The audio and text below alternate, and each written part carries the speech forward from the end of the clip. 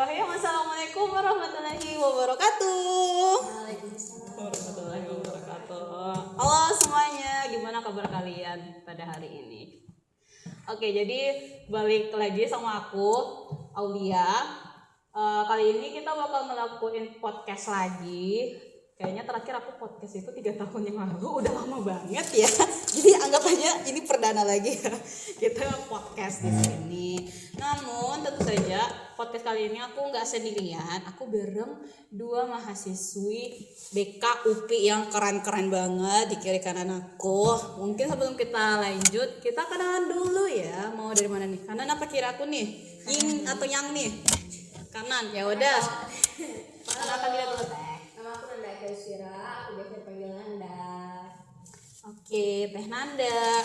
Oke, sebelah kiri saya. Halo, nama aku Yusini Hasyanuha. Kalian bisa panggil aku Yusini atau Dehas. Nah, Apa tuh Dehas? iya Deh sama tuh. Jauh banget kayaknya sama nama panjangnya tadi. Dede Hasya.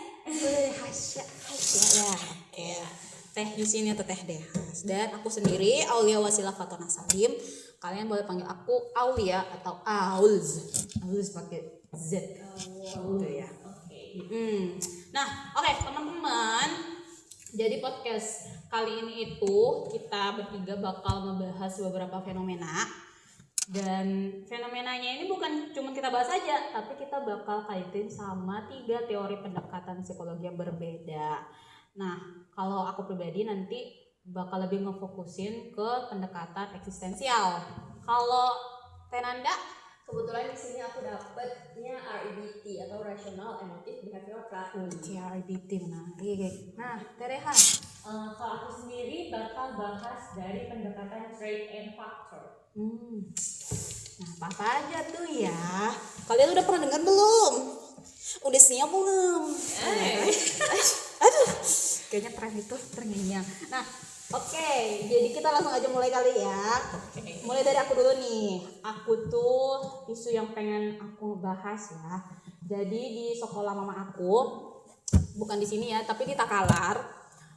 Mama aku itu kan guru SMP di salah satu sekolah di Takalar, dan didapatkan di situ permasalahan kalau sekitar 20 sampai 30-an siswa itu tiap tahunnya atau tiap angkatan itu ada yang belum bisa membaca. Gitu ya. Sekolah apa?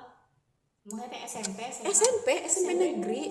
Iya, jadi itu sekolah umum, teman-teman semua. Itu sekolah umum, tapi sayangnya saya mendapatkan isu seperti ini, dan itu setiap tahun loh sampai sekarang. Jadi mama aku sendiri yang cerita, dan tidak ada yang mengantisipasi permasalahan tersebut, termasuk mengajari mereka. Jadi posisinya diabaikan aja gitu. Yang penting naik kelas, yang penting nilai masuk, kerja tugas, tanpa mengetahui itu beneran tugasnya dikerjainnya gimana kalau misalnya belum bisa membaca. Jadi akhirnya mamaku mau nggak mau dia jadi kayak ambil shift gitu, yang seharusnya udah balik pulang ngajar gitu dipakai buat ngajar mereka.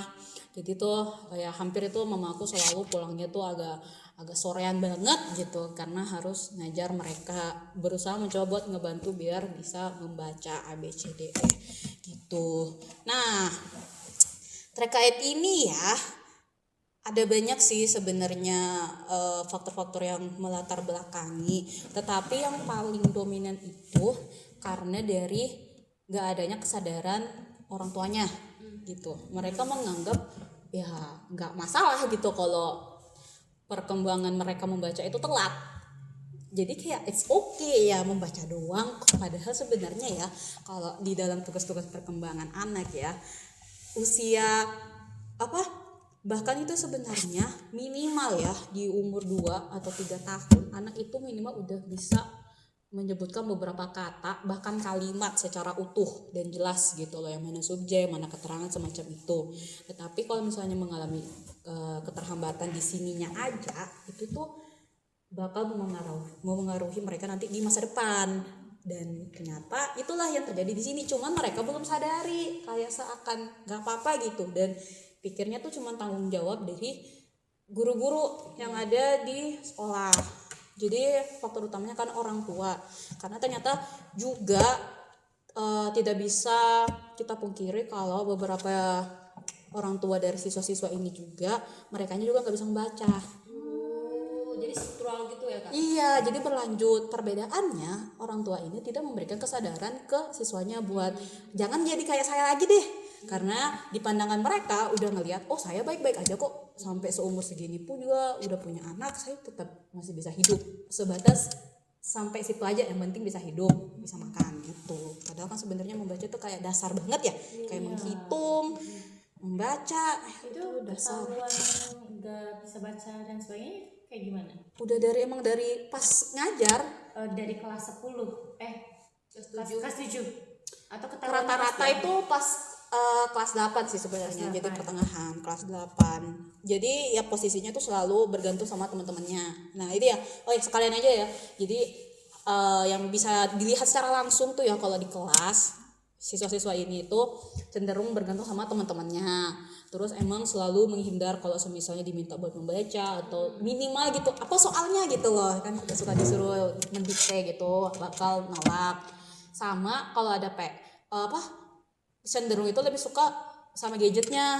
Nah ternyata gadgetnya juga mempengaruhi nih, soalnya ternyata dari kecil ya dia aja itu gadget dikasih aja gitu loh tanpa beneran distimulus buat bisa juga memahami konteks dari isi di gadgetnya itu apa. Jadi mana cuma dipakai buat sebagai hiburan. Jadi otomatis setiap kayak udah ada tugas-tugas seperti ini mereka bakal menjauh.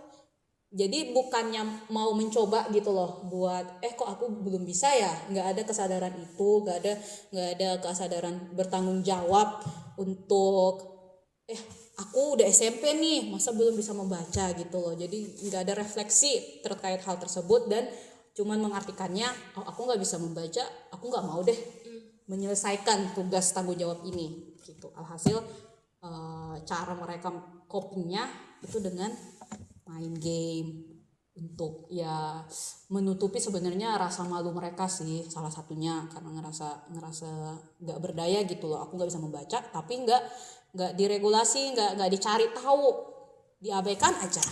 Itu kan sambil main HP ya berarti, gara-gara main HP terus main game. Iya, Padahal kan di game juga ada kata-kata atau ada kalimat kata-kata tapi diabaikan gitu aja. Jadi mungkin lebih kebanyakan dilihat aja tanpa diserap informasinya gitu.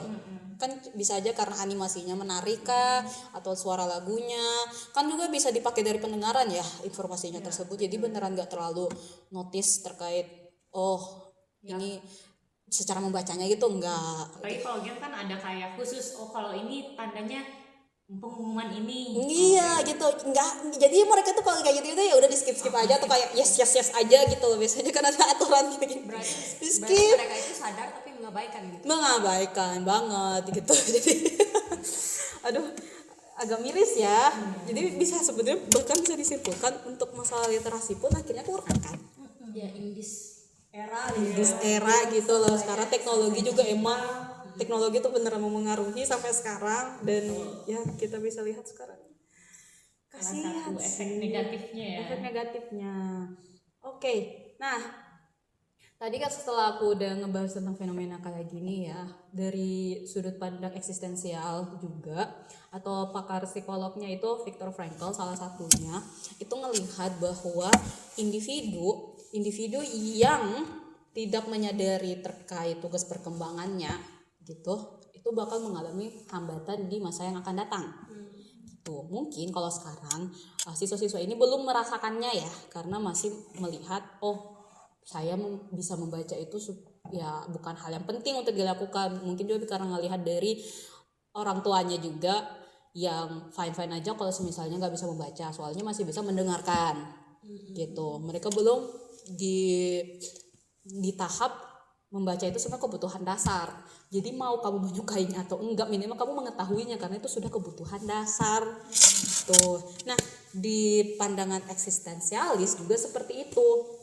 Jadi tuh ya, Viktor Frankl itu melihat manusia itu bisa berkembang dan bisa bertumbuh itu selama mereka itu menyadari akan kebutuhan yang mereka dapatkan. Kayak tujuannya ini buat apa, ngapain saya harus membaca, maknanya buat saya itu gimana. Jadi ada kesadaran, kata kuncinya tuh kesadaran akan hal yang terjadi.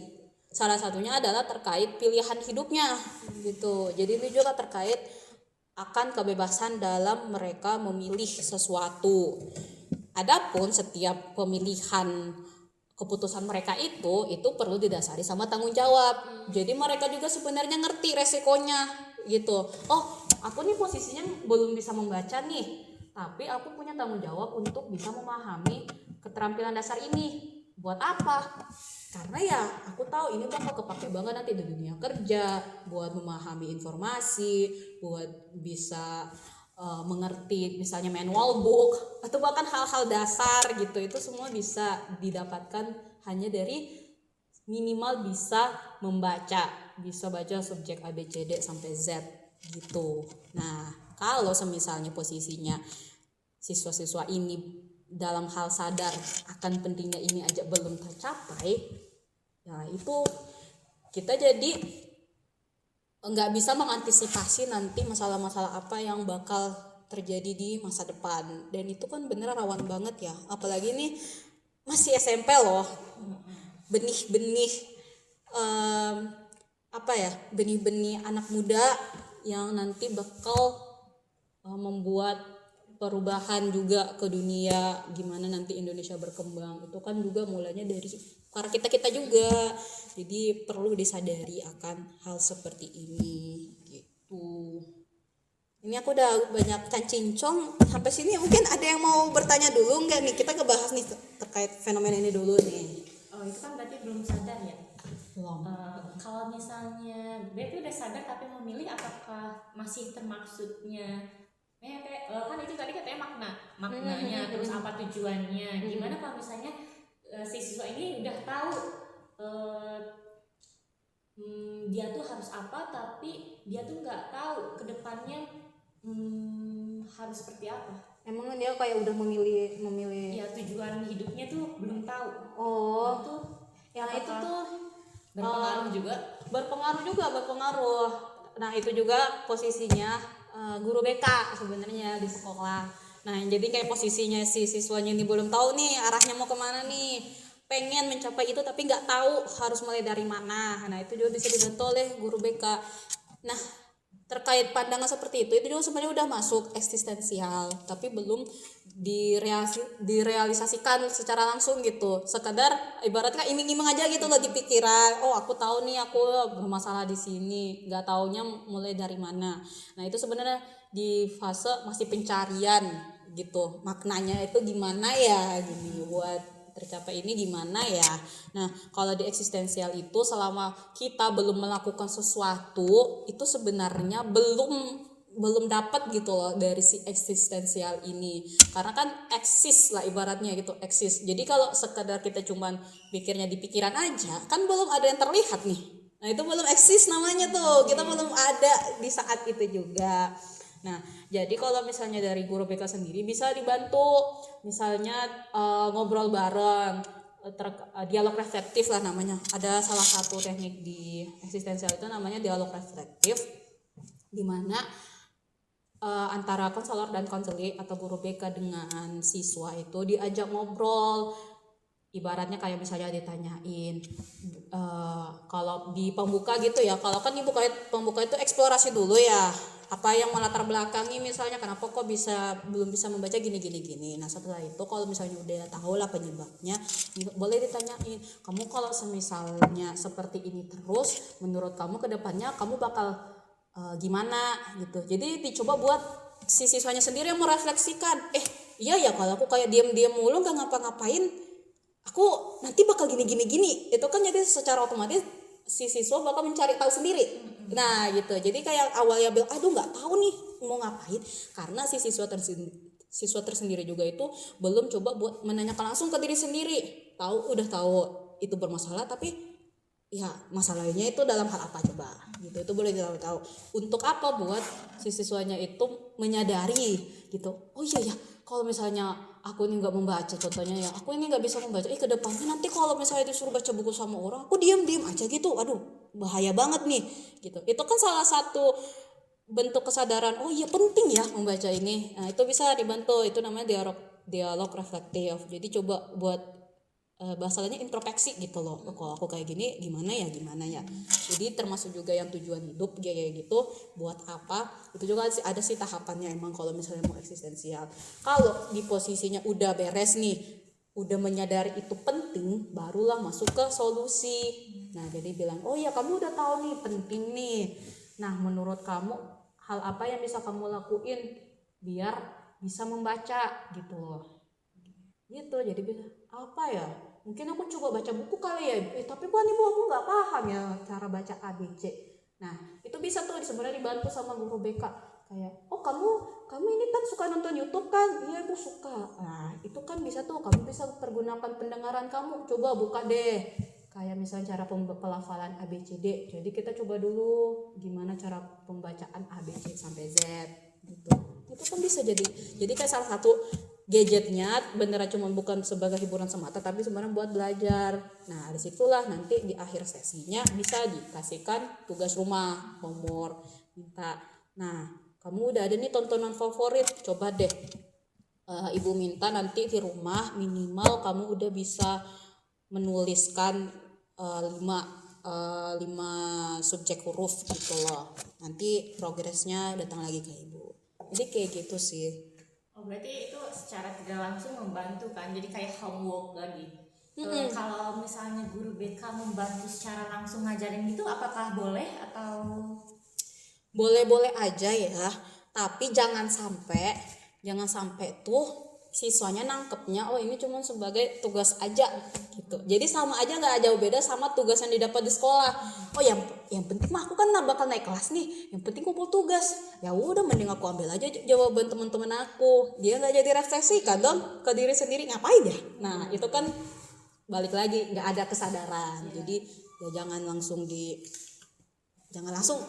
gini aja, sama dong kita nggak ini. Pandangan aku pun kalau misalnya masalahnya ini itu perlu banget kolaborasi dari banyak pihak ya. Benar, Jadi kan pertama faktornya itu karena keluarga dulu, orang tua yang ya cenderung tidak peduli gitu.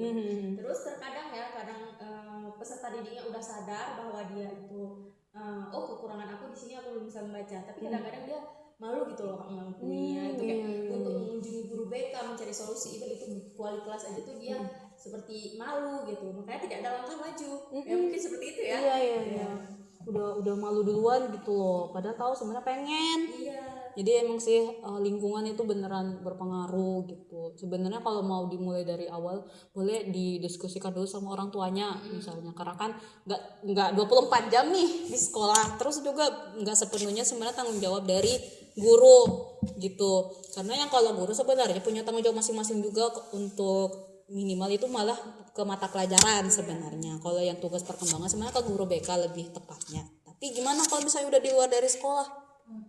Sementara kan nggak bisa dibilang kayak masing-masing guru itu cuma memantau satu siswa, nggak bisa juga. Jadi emang kalau langkah awal boleh diobrolin dulu ke gurunya, ke orang tuanya.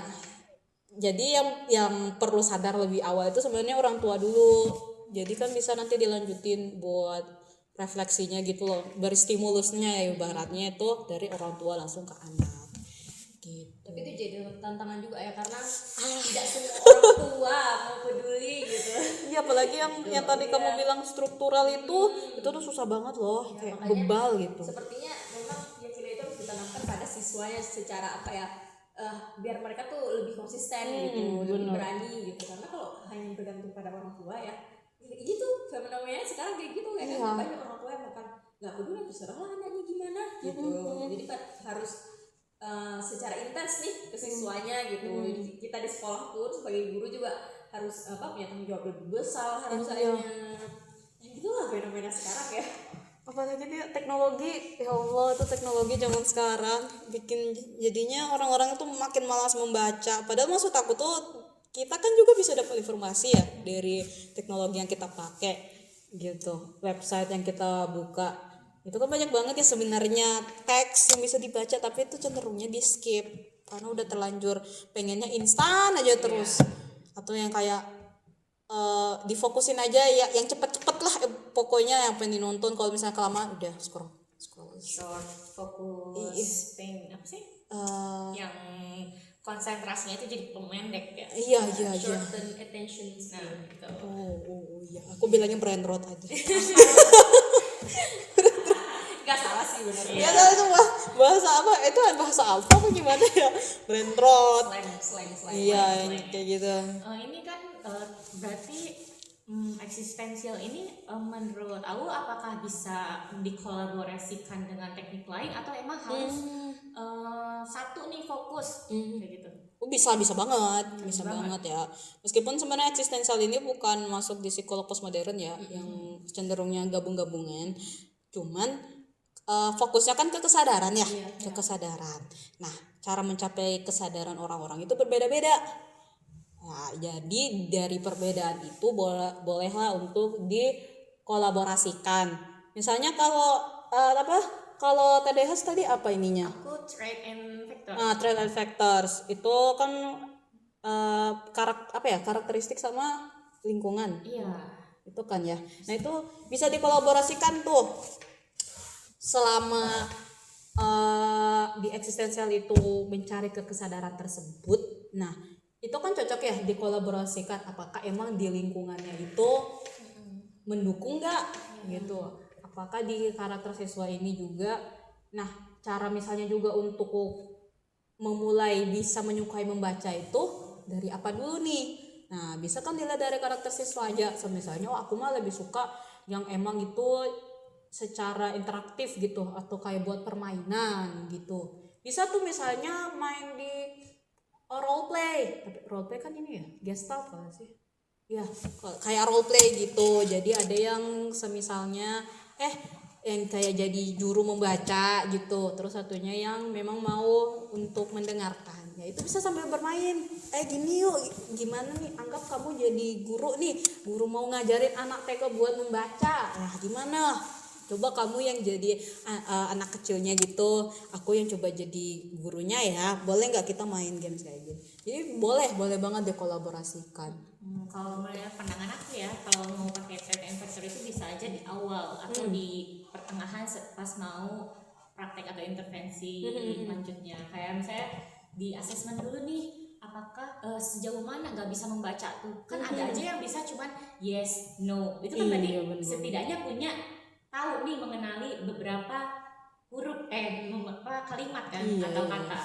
Nah, itu bisa tuh di asesmen dulu level bacanya segimana, level pengetahuan huruf, kata dan kalimat itu sebagaimana, itu ini. Terus bisa juga lingkungannya tadi udah dibahas. Lingkungan, nah dari situ bisa nih dilanjut ke coba buat ekspor masalahnya pakai eksistensial. Oh iya, aku baru ingat juga. Nah, itu boleh banget kan, bisa dikasih banyak tes juga kan di awal. Nah, itu ternyata tuh penting juga loh. Sejak dini itu boleh dikasih dulu tes, misalnya tes kebiasaan belajar atau tes kemampuan membaca. Itu bakal ke ini nggak? Masuk sih, tapi nggak apa-apa, ini kan ada di sini. Lanjut aja ya. We will back. Enggak. Jadi itu ternyata untuk mengantisipasi buat siswa itu apakah ada kecenderungan terlambat buat membaca, itu bisa dari sejak dini, bahkan sejak dari SD atau menjelang SMP deh gitu. Minimalnya kelas 5 kelas 6 yang emang udah bisa ada kemampuan berpikirnya kan gitu tuh, buat coba lakuin tes kemampuan membaca beneran bisa atau enggak. Kalau terkait nanti tesnya siapa, itu boleh nanti ya boleh sama pakar psikolog juga, psikologi, anak psikologi boleh, atau emang ada tes khusus gitu. Ya, aku setuju banget karena kalau trait and factor ini kan memang dominan di asesmen ya. Jadi mungkin kita berpikir nih si anak nggak bisa membaca itu karena lingkungan, tidak ada keinginan dan segala macam. Ini ternyata pas riset tes dia tuh ada disleksia, itu kan udah masuk ke ABK ya. Udah. Jadi penanganannya udah beda lagi. Harus beda banget itu. Asesmen itu sangat diperlukan gitu teman-teman. Kalau dari RIBT sendiri tuh gimana ya? Nah, kalau RIBT ini kan fokusnya pada pemikiran yang rasional dan irasional ya. Jadi mungkin dari penjelasan Carol tadi itu ketika mereka tuh ada rasa malu nih, malu gitu ya. Kan ketika ada rasa malu itu muncul, pasti hal yang terpikirkan, pemikiran rasional terpikirkan itu berarti dia harus sempurna dulu. Oh iya. Sedangkan bagaimana dia jadi sempurna, bahkan eksis aja tidak gitu ya. Jadi muncul saja tidak itu keinginannya. Jadi mungkin itu bisa diterapkan RBT, dan di sini pun apa aku udah pelajari RBT itu seperti teknik akhirnya banget. Bagaimana kita menantang pemikiran-pemikiran rasional dia tadi gitu ya. Malu lah, kalau misalnya malu berarti artinya dia harus sempurna dulu lah. Bagaimana dia bisa baca kalau harus sempurna dulu? Kan harus belajar dulu ya. Jadi semacam itu. Jadi perlu ditentang gitu loh, kalau emang kamu mau mencapai itu ya nggak mesti sempurna dulu, ya kan ya. Manusia juga nggak ada yang sempurna nggak sih? Kita aja tuh kalau misalnya mau kembangin minat, mau kembangin bakat, ya nggak mungkin kita baru bangun, udah langsung bisa main gitar, main violin, gitar. Iya, nggak mungkin, itu semua tuh perlu dikembangkan. Jadi ya, berarti di situnya ya di posisi nggak semuanya itu kamu bisa dapat instan, semuanya ada proses, dan bukan berarti kalau kamu belum melakukan proses itu kamu udah gagal, nggak gitu ya konsepnya. Berarti sama juga kalau yang siswa-siswa ini yang belum bisa membaca, nah kalian perlu menyadari, perlu tahu kalau belum bisa membaca dan kalian tidak melakukan apa-apa malah itu yang bermasalah. Tetapi konteksnya kalau kalian mau melakukan sesuatu, berusaha untuk agar permasalahan ini tuh bisa ditangani, nah itu sebenarnya kalian bukan gagal, kalian udah melakukan proses, dan itu malah hal yang baik gitu. Jadi nggak perlu malu-malu itu segala macam ya. Dan ini aku ada kepikiran yang menarik nih, gimana kalau semisalnya kan tadi aku udah notice sedikit ada kebebasan untuk memilih kan, dan bertanggung jawab akan hal tersebut. Gimana kalau semisalnya emang si siswa tersebut yang emang udah memilih hal itu, berarti aku kayak nggak mau gitu. Itu aku nggak mau, emang malas aja ngapain ya kan. Juga kalau aku nggak bisa membaca, bisa lah aku dibantu mungkin sama suara Gemini atau ChatGPT. Ada yang lainnya ya nggak sih, kayak kenapa aku harus aku gitu, sementara aku sudah punya teknologi nih yang bisa ngebantu aku gitu. Jadi dia tuh keyakinannya gitu tuh. Nah itu bisa jadi irasional juga gak sih? Itu RBT sih. Kalau ini nambahin ya, kalau misalnya itu masuk ke RBT pasti ditantangnya emang AI menyediakan audio selamanya. Maksudnya kan ada batasnya kalau free kayak gitu. Kalau nggak ada internet kamu mau apa tuh? Kalau HP kamu rusak, cebur air. Kalau kamu nggak punya kuota gimana? Kalau nggak ada sinyal gimana?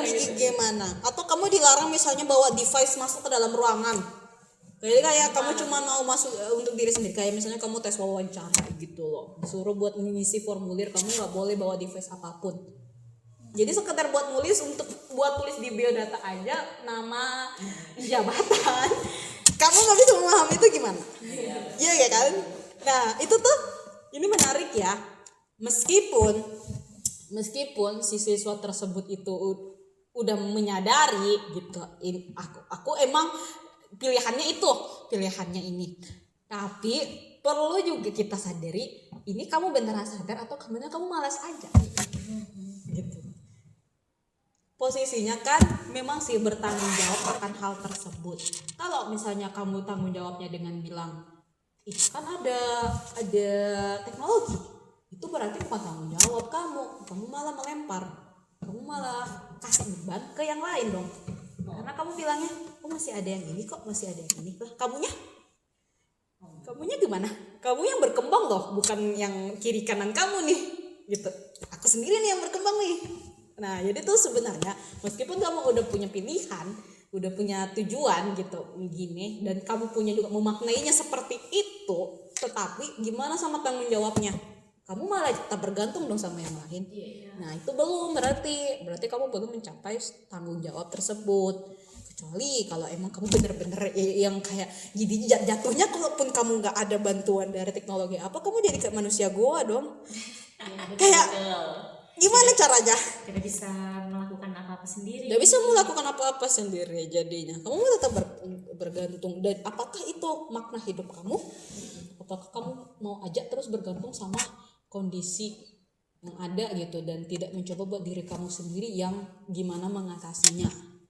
gitu. Itu berarti untuk kasus yang menolak kayak gitu berarti kita sekalian mempertanyakan ya. Mempertanyakan makna hidup kamu emang maunya seperti ini. Jadi bisa diartikan juga kesadaran itu bukan cuman sekadar oh iya sadar aja ini emang salah tapi aku pilih yang ini, tapi juga kita buat berikan kesadaran tentang nanti minusnya ke depan apa, plus minusnya apa gitu loh. Apakah kamu benar-benar menyadari nggak kalau nanti ini terjadi kamu bakal ngapain.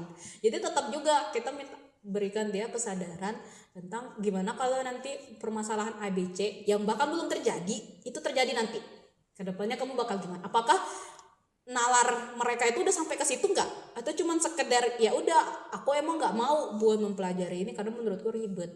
Nah jangan sampai kamunya sadarnya bukan karena emang ini tujuan hidup kamu, tapi kamu sadarnya kamu itu malas dan kamu ya udah meyakinkan kalau malas kayak gini mah nggak apa-apa karena aku udah ada backingan nih, aku udah ada teknologi nih, aku ada ayah bunda nih. Nah, sama aja sebenarnya kamu belum sadar, malas doang gitu.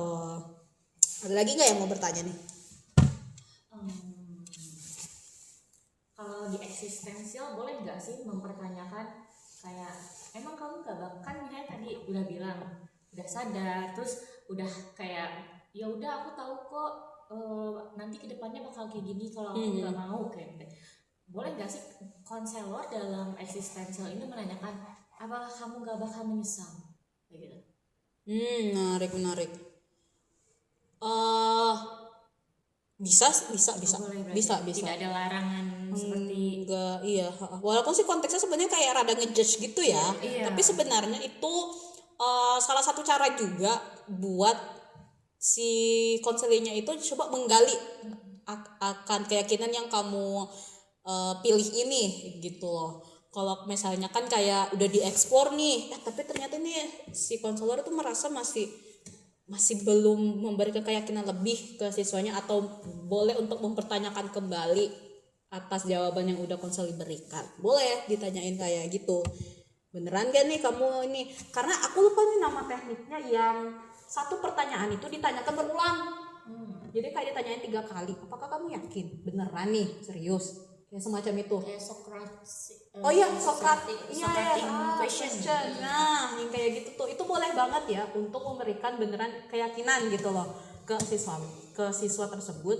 Apakah beneran ini pilihan yang aku mau pilih gitu loh. Jadi dia bisa kayak recall kembali, ingat kembali nih yang aku pilih ini loh gitu. Dengan kesadaran penuhnya saya memang memilih ini.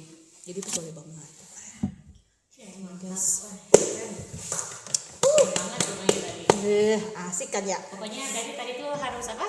Sadar tujuan hidup tahu apa. tujuan hidup sama punya tanggung jawab atas hal tersebut. Iya, ringkasnya kayak gitu. Guys, oke, ini aku udah kelamaan nih yang ngobrol. Kita beri lagi ya gitu. Seru-seru banget karena aku yakin buat para penonton juga semuanya itu memahami kalau dalam hidup ini kita perlu mencari tujuannya apa ya gitu. Jadi beneran apa yang kita lakuin, apa yang kita kerjain itu beneran atas dasar kamu tahu mengapa kamu melakukan ini. Jadi jangan jadi robot ya, yang penting susah, yang penting dapat nilai. Ya sok gitu, jangan. Sayang hidupnya gitu. Oke.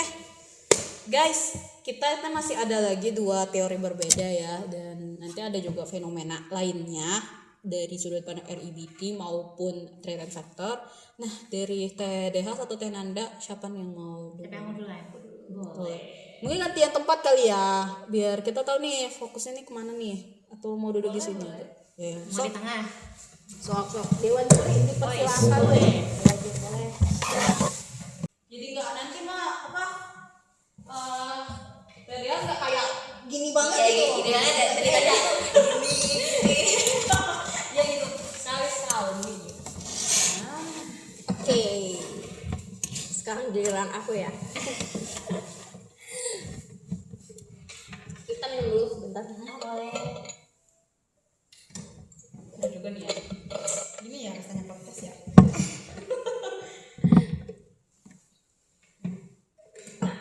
Jadi fenomena yang akan aku bahas ini tuh sangat sering kita temui yang memang bukan pada peserta didik, bukan Pokoknya hampir di semua kalangan usia itu terjadi, yaitu fear of missing out, yaitu FOMO.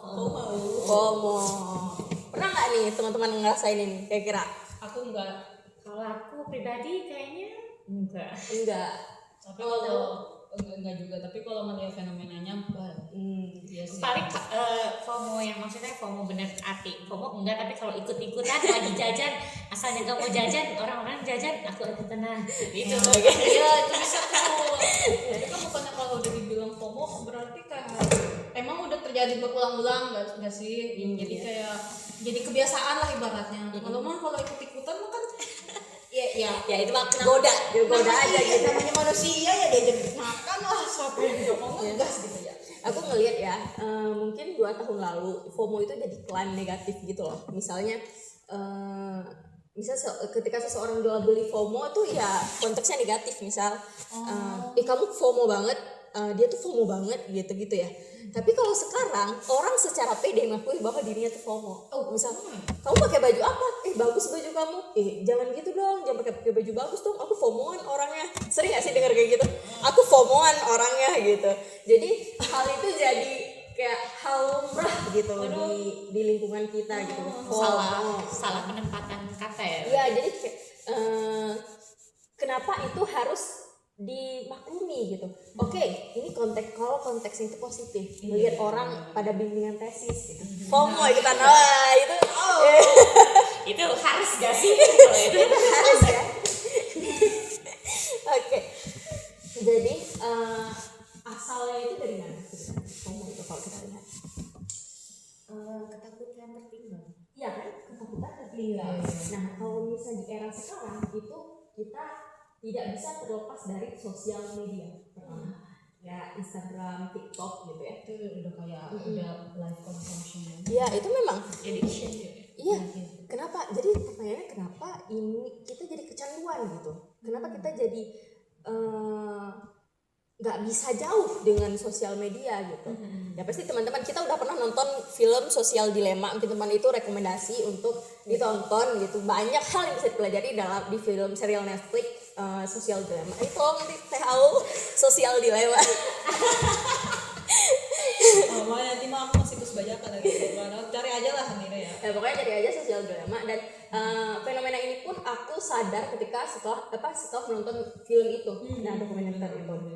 Jadi memang kan apa yang ditampilkan ke kita itu, algoritma yang ditampilkan ke kita itu hal-hal yang kita sukai, ya kan? Jadi semua hal yang kita sukai akan ditampilkan secara terus-menerus kan. Sehingga ketika kita lagi fokus pada satu hal, seperti lagi belajar di kelas gitu, sering banget bahkan di kelas kita ya teman-teman, itu tiba-tiba kedengaran suara TikTok. Tiba-tiba teman-teman ada yang punya Instagram. Even aku sendiri pribadi itu kadang-kadang suka ke distract untuk membuka sosial media gitu. Iya benar. Nah itu juga atas kesadaran aku juga sadar bahwa aku itu telah kena adiksi dari sosial media. Itu bahaya nggak sih sebenarnya? Tergantung sih, itu kalau misalnya sampai mengganggu kehidupan, itu namanya bahaya. Itu kalau beneran adiksi itu adiksi. Tapi kalau emang buat nambah informasi why not gitu. Tadi itu kita kan ada bahas tentang short attention span. Span. Nah, jadi ini pengalaman pribadi, aku tuh pernah mengalami hal tersebut, dimana aku terpapar terus-menerus ya sama sosial media tuh, TikTok, Instagram gitu, sampai hobi aku membaca dan hobi aku menonton itu jadi baru nonton 5 menit tiba-tiba kayak merasa bosan gitu. Jadi perhatian aku tuh jadi ke distract gitu. Aku berusaha untuk buka hal lain seperti Instagram, juga beralih ke TikTok, dan baru aku balik lagi ke hal yang lagi aku tonton tadi. Misalnya contohnya gitu. Nah, setelah sadar akan hal itu, baru aku berusaha untuk menjauhi sosial media. Kayak aku uninstall TikTok berapa waktu, sekitar 6 bulan waktu itu, untuk mengembalikan fokus aku tadi. Itu sebenarnya menurut aku pribadi ya teman-teman, itu udah parah sih, Lama banget loh. Iya, udah parah banget itu, karena baru nonton 5 menit, baru baca 5 menit, nggak fokus lagi. Padahal dulu tuh bisa stay berjam-jam demi baca satu buku. Bahkan dalam satu buku aku bisa selesaikan dalam 1 hari, bahkan 2 jam doang. Satu buku itu biasanya 300-an halaman. Iya, berarti itu efeknya luar biasa ya. Iya. Efeknya luar biasa gitu. Kalau misalnya itu kan tadi tidak tertarik ya jadinya. Kalau misalnya merasa bosan, jadi kan namanya film ada yang slow ya, terus inginnya dicepetin, itu termaksud yang ini nggak? Iya, itu termasuk karena kita itu kan inginnya yang ini karena terbiasa reels iya, ya gitu nggak sih? karena kita kan terbiasa mendapatkan kesenangan yang instan, kayak video-video short gitu yang pendek-pendek itu kan cepet banget ya, satu konten cuma berapa detik, 1 menit doang selesai. Sedangkan ini kita harus fokus pada sesuatu, nggak harus satu film yang sampai 1,5 jam, satu buku yang sampai 300 halaman, 700 halaman. Ya bayangin aja kita harus bertahan dengan itu. Aku tuh sadar tuh ya yang sekarang kayak contohnya video konten makan gitu. Sekarang itu tuh cuma bilang kayak garam, gula, tek gitu. Iya. Dulu tuh kayak baik para penonton sekarang masukkan gula 3 sendok gula manis banget 3 sendok. Gitu dipelan-pelan sekarang gula, garam. Iya kan sekarang cuma Ya beda ya. sebenarnya ya. Ya begitulah bisa contohnya. Contohnya ya. Jadi terbukti ya kalau bisa sosial media ini memberikan adiksi yang parah gitu untuk kita. Nah, syukur kalau kita sadar. Iya. Tapi gimana nih? Ini rentang banget tuh biasa sama remaja. Remaja. Jadi aku juga masih remaja. Remaja sudah tua ya. Ini lama mikir bukan remaja ya. Jadi sebetulnya ya. Itu memang kami masih remaja semuanya. Nah, maksud remaja di sini itu seperti pelajar gitu, anak-anak sekolah menengah gitu. Ini sangat disayangkan ketika FOMO tadi yang disebabkan oleh konsumsi media sosial itu terjadi pada peserta didik. Ya, misalnya lagi belajar, tiba-tiba buka TikTok, buka Instagram, teman aku pada ngumpul, akunya kok nggak diajak ya gitu. Apa mereka tidak apa mereka tidak lagi menyukaiku, mereka tidak ingin berteman denganku. Oh, aku harus melakukan sesuatu, misalnya lihat temennya tuh mulai mostly mungkin mereka pakai handphone merek yang sama. Oh, aku harus punya itu biar aku bisa ikutan sama mereka. Nah, Biar berbaur ya. ya bisa berbaur gitu. Sebenarnya itu jalan keluar yang benar atau salah? Nggak logis sih. Nggak logis ya. Jadi Jadinya kan maksa buat nimbrung aja ke mereka, tapi kamu nggak beneran mempertanyakan diri kamu gitu loh, nggak ngebawa kamu ikut dalam hal ini. Emang kamu beneran mau seperti itu? Kayak kebawa aja terus harusnya orang. jadi perasaan kan memang selalu merasa tertinggal ya kalau FOMO itu. Terus-terusan sampai itu tuh udah nggak rasional lagi. Ya jadi misalnya pengen dapat banyak like, harus cantik gitu. Aku harus cantik. Jadi dia lakukan apapun, entah itu kalau misalnya belum punya modal pakai filter di Instagram gitu, apa yang ada di ponsel lah gitu. Tapi kalau misalnya udah punya sedikit duit, mulai filler, mulai apalah. Memang itu kembali pada kesenangan orang ya. Memang itu kembali pada kesenangan orang, tapi kalau misalnya sudah mengganggu pada kehidupan sehari-hari, ngelihat ada orang yang mengkritik fisik gitu, ya kok kuping kamu besar banget misal gitu. Ini dari film Sosial Dilema juga, kalian ingat gitu, ada scene gitu, ada komentar nyinyir gitu, kok kuping kamu besar banget gitu. Ya padahal dari lahirnya kayak gitu, manusia diciptakan berbeda-beda, itu hal yang wajar, ya kan? Jadi jadi dia pengen melakukan banyak hal untuk menutupi hal tersebut, karena untuk dapat penilaian lebih dari luar. Apa sih itu istilahnya? Ya dapat pengakuan gitu ya, dapat validasi dari luar gitu. Oh, berarti FOMO itu bisa jadi berpengaruh kepada kepercayaan diri ya? Jelas banget. Kalau penilaian aku itu bahkan memang FOMO itu buruknya hasil buruknya itu ya kepercayaan diri, mempengaruhi kepercayaan diri banget gitu. Ya simpelnya kalau misalnya ada satu model jilbab yang lagi ngetren, orang-orang yang punya jiwa FOMO itu pasti bakal ikut-ikutan. Dan oke, kalau mereka punya modal yang lebih gitu. Jadi kalau misalnya kita lihat dari segi material ya. Tapi gimana kalau misalnya ternyata mereka tidak punya uang sebanyak itu untuk memenuhi itu. Iya kan? Jadi itu cukup apa ya, membuat, kalau aku pribadi melihat sangat khawatir. Aku juga punya adik ya yang masih remaja gitu. Gimana kalau mereka ternyata kayak gitu gitu. Ya. Takut terkena sama orang-orang tersayang. Iya.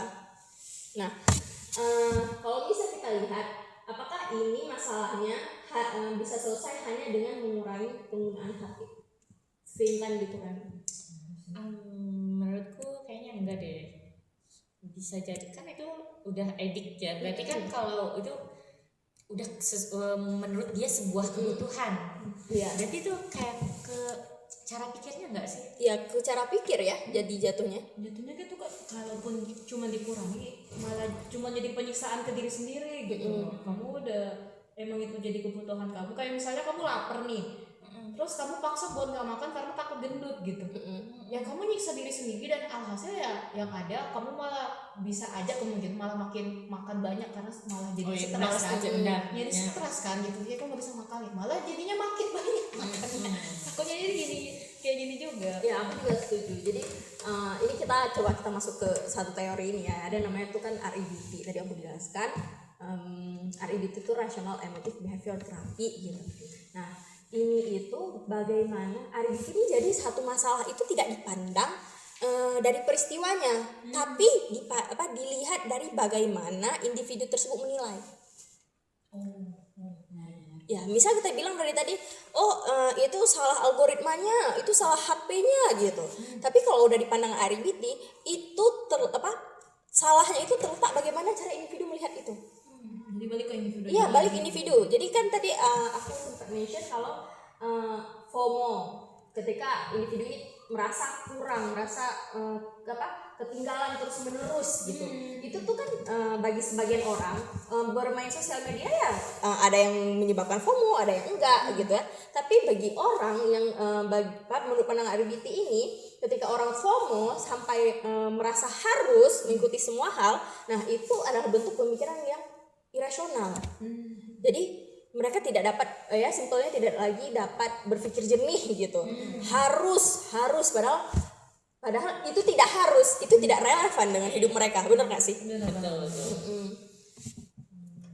Karena berpikirnya harus ya, jadi mau nggak mau berpikirnya Iya, meyakini kalau emang aku wajib punya kayak gini. Padahal emang kalau kamu nggak punya, kamu bakal kamu bakal nggak bisa makan, nggak bisa minum, bagaimana kan kayak juga ya. Iya, jadi pendekatan REBT ini sangat cocok nih digunakan ketika ada nih orang-orang di sekitar kita yang sudah irasional, pemikirannya tuh sudah keluar jalur nih dalam konteks ya, yang seperti aku bilang tadi gitu, ketika ini tuh nggak relevan tapi dia harus melakukan ini. Ya, memang khasnya REBT ini ketika ada harus itu loh. mas. Iya, Mas. Iya, Harus dapat nilai sempurna. iya benar gitu, benar. Harus tahu informasi ini biar nggak ketinggalan. Ini ya, atau enggak kalau aku nggak punya ini aku dianggap gagal kayak Iya, gitu. benar. Aku harus Iya kan. Itu sering ya sebenarnya. nggak disadari. Kadang-kadang kita juga kayak gitu. Nah, tapi kadang-kadang ada kalanya orang sadar, tapi ada kalanya orang tidak sadar. Jadi kayak ya udah biarin aja gitu, Spontan gitu ya. spontan gitu. Ya seperti halnya ini, aku harus beli baju itu biar aku mau ditemani sama teman-teman aku, se-circle aku gitu. Itu Aku aja dengernya kayak apaan ya, kita Harus bayar dulu ya. banget gitu ya. Emang kamu temenan itu kamu bayar gitu lah, kayak kamu beli temen gitu. Ada syarat prasyarat ya. Iya, nggak rasional. nggak rasional ya, kayak aku harus beli HP itu biar sama kayak teman-teman aku gitu. Ya orang beda-beda ya, keuangan orang beda-beda gitu. Kenapa kita harus seperti dia? Memaksakan. Tidak realistis. Ya guys, Tidak realistis. realistis ya. Nah, itu dia kalau misalnya di teknik ini tuh ada pendekatan utamanya tuh, teknik utama itu disputing. Jadi itu kita menantang pikiran dia. Misalnya aku harus beli baju itu biar teman aku berteman denganku gitu. Kita bisa tantang nih, kenapa itu harus? Siapa yang mengatakan hal tersebut gitu. Iya betul. Wah, diam kau langsung ngomong nggak jawab itu. ya. Kenapa kamu melakukan ini?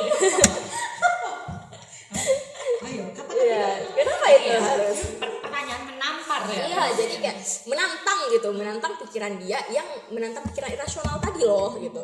Kenapa harus? Siapa yang berbicara seperti itu? Nah, coba jelaskan kenapa itu harus gitu. Ya pasti orang akan kayak gitu ya. Mungkin kalau orang yang cepat sadar gitu, individu yang cepat sadar pasti oh iya juga ya. Kenapa harus ya? Kayak perasaan aku doang yang bilang kayak gitu.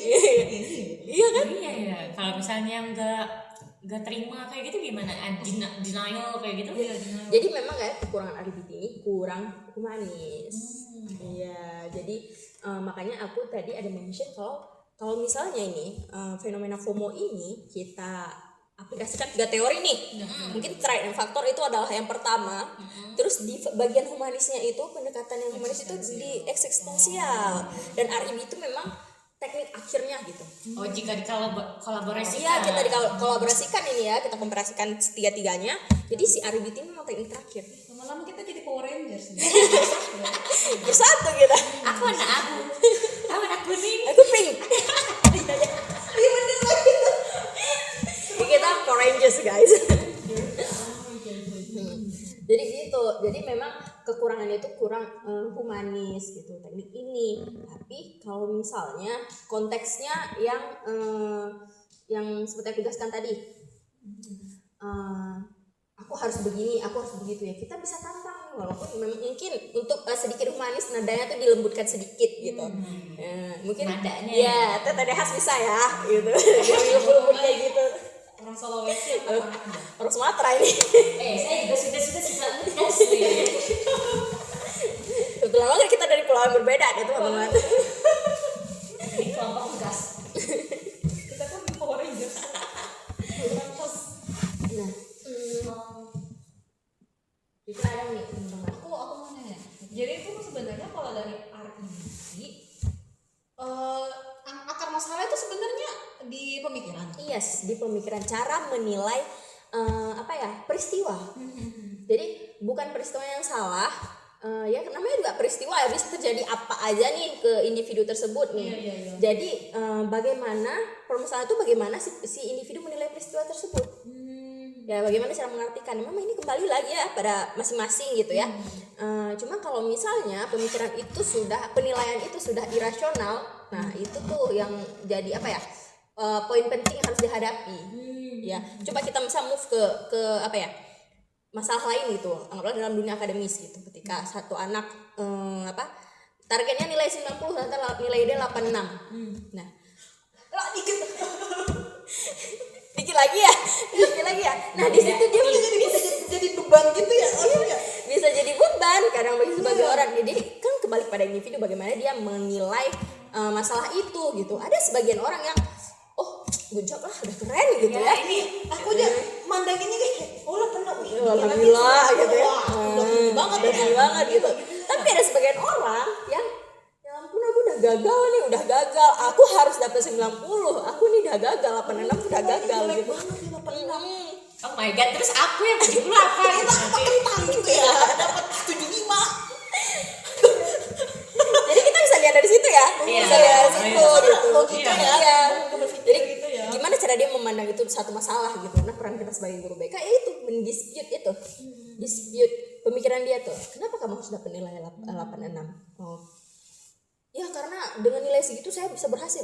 Memangnya kalau misal kamu dapat nilai ketika kamu lihat teman kamu yang dapat nilai 86, apakah mereka gagal? Iya. Apa? Ya, jadi menantang gitu. Oh berarti ini kalau pikiran irasional ini mendekati ke kepercayaan kah atau seperti apa? Keyakinan berarti. Oh Ya, iya. keyakinan. Keyakinan. Jadi kita ubah nih keyakinan dia. Kita berusaha untuk mengubah keyakinan dia gitu. Ya memang ya kalau dilihat, kalau misalnya kita gunakan teknik ini aja, itu memang cepet. Tapi ya itu tidak humanis. Jadi fokus pada rasional tidak irasionalnya. Makanya butuh ada kombinasi kombinasi teknik.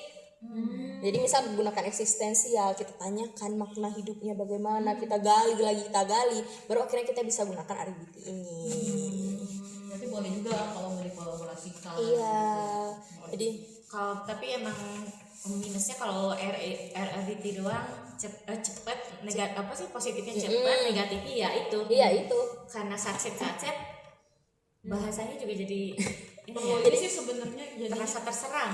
iya ya, jadi kayaknya perlu lihat cocok-cocokan juga ya sama dengan orang kalau kepribadian. emang yang beneran gampang kotek gitu loh, kayak oh aku nih tampang kamu bukan buat nyakitin, enggak, aku nih buat kasih tahu kamu kalau yang kayak gini emang realistis enggak gitu. Jadi semua cocok buat yang emang langsung gampang sadar gitu.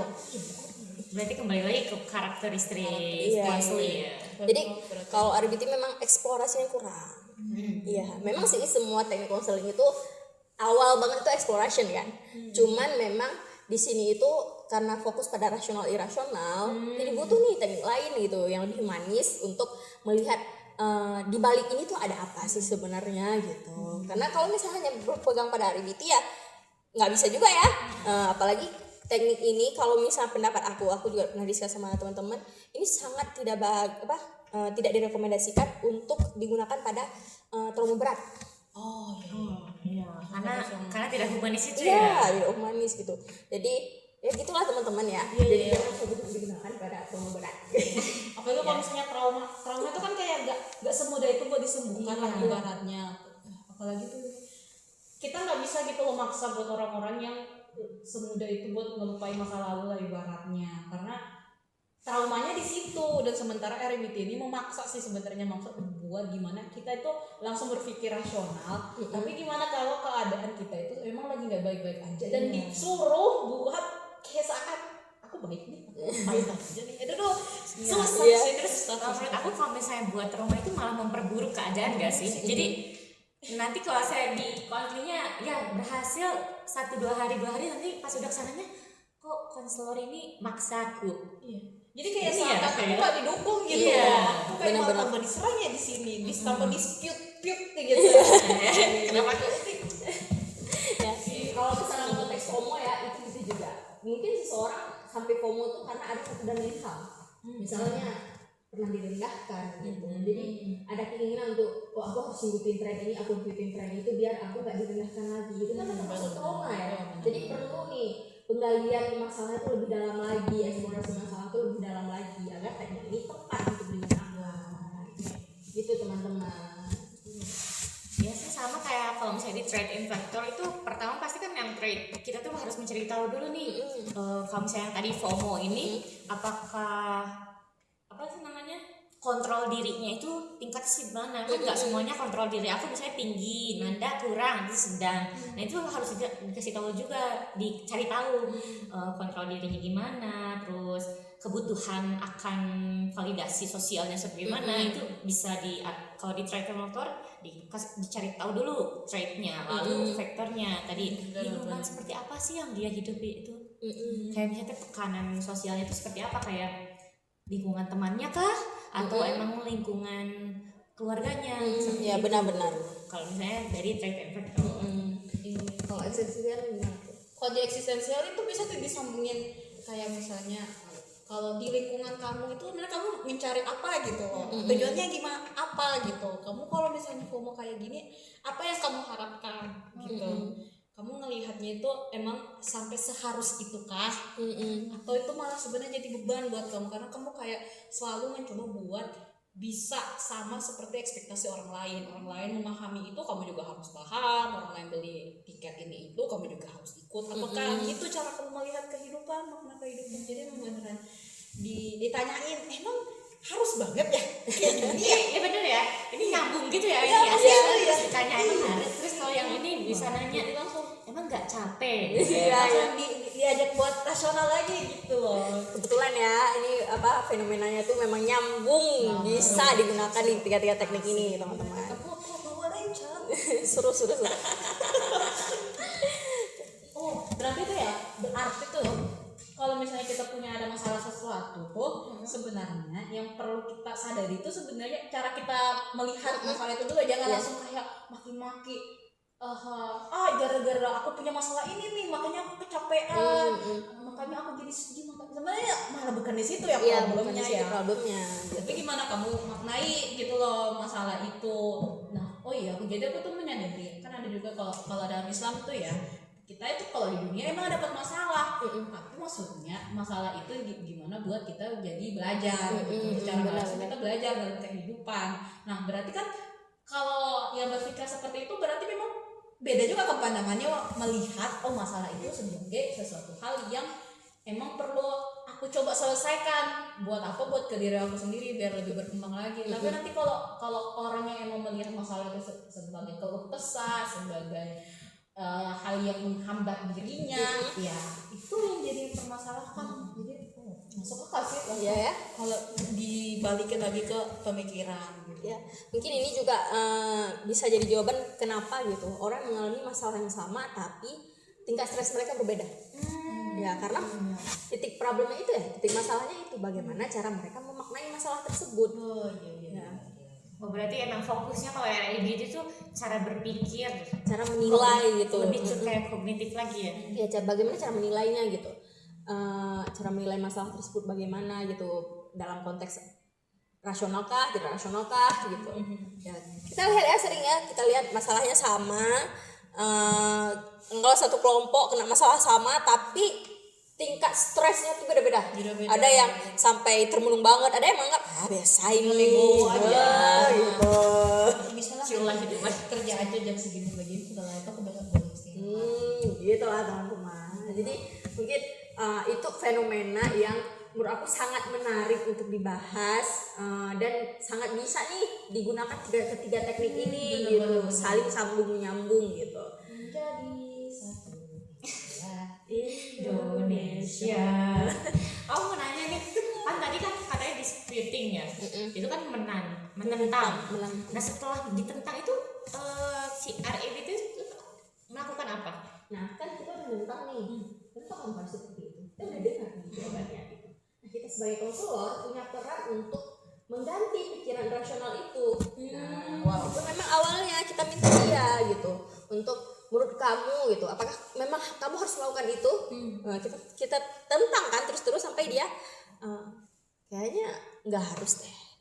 Kita bisa ganti nih, kita pacu dia untuk mengganti pikiran itu yang harus itu menjadi ini tuh nggak relevan sama hidup aku, untuk apa harus gitu. Ya gitu, harusnya tuh aku nggak usah terlalu peduli dengan itu, aku nggak harus terus-terusan ngikutin tren itu, toh nggak mungkin minggu depan juga nggak ngetren lagi. Kamu juga udah hilang-hilangan Iya gitu kan, harusnya sih gitu ya.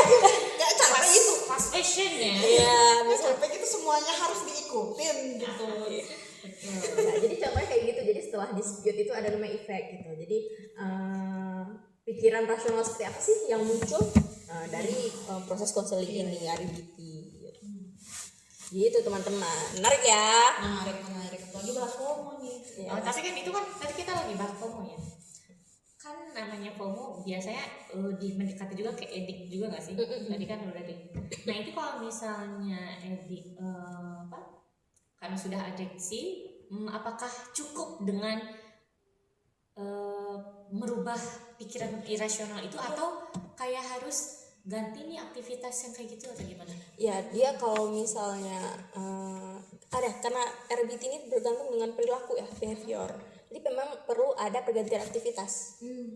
Nah, jadi bukan sekedar pikiran rasional tuh enggak, cuman bagaimana individu ini mengganti aktivitasnya tuh yang lebih Sehat. ya yang lebih sehat gitu contohnya. Lebih rasional. Ya yang lebih baik lah gitu ya. Misal sebelumnya dia scroll TikTok everyday gitu. Memang itu bukan itu aja poin gitu loh. poin pentingnya itu bukan di situ aja, menghindari HP itu enggak gitu. Tapi dia secara sadar mengganti aktivitas itu menjadi aktivitas lebih produktif. Daripada main HP, kenapa enggak olahraga gitu? Iya. Iya Kan bikin jernih kepala juga ya. Kamu lihat gitu, kamu nggak jenuh gitu dalam waktu misalnya 10 menit udah langsung informasi sampai 20 informasi dalam satu waktu kamu lihat Oh iya, sekalian juga kan tubuh yang sehat memiliki pikiran yang sehat seperti itu ya. Jadi bisa juga diganti dengan olahraga. Iya. Bayangin deh kalau kamu ngobrol sama orang ya, belum juga 2 menit orang itu langsung ganti topik. Kayak kamu nggak ada, woi selesaikan dulu satu-satu Satu-satu please. Iya gitu. Itu saking banyaknya ini ya. Informasi yang sampai ya wajar dong kalau kamu kayak tiba-tiba kepancing kepengen aku ini itu dalam satu waktu. Iya. Waduh. Pak ini waktu aku. Wah, teman-teman. Jadi aku tidak menyangka aku sudah ngomong 30 menit. Oh man. Iya. Ada salah sih. Kan seru topik. Seru ya Kan topiknya. kita juga ngobrol-ngobrol aja ya di sini, diskusi juga. Nggak nyampe ya ke ngobrol ini. Minimal lah kita ngobrol itu nggak secara FOMO. Kita melihat itu sebagai sesuatu yang produktif ya. Kita benar-benar research ya ceritanya. Iya. Untuk sharing. Iya. Untuk di-share gitu hal berguna ini kami benar research gitu. Nah, ya, aku rasa ya dari aku sudah segitu aja gitu. Kita perlu beri waktu nih teman-teman buat teteh kita satu lagi yang Iya, aku terakhir. Stay tune ya guys. kita pulang aja yuk biar dia pulang. Jangan dong. Ngobrolnya nih sama siapa nih? Oke, kita Kalau ganti mereka posisi. nggak mau, kalian temenin aku aja. Kita ganti posisi guys. Oke, ganti posisi ya. Nanda 3 kali ganti posisi dia jalan.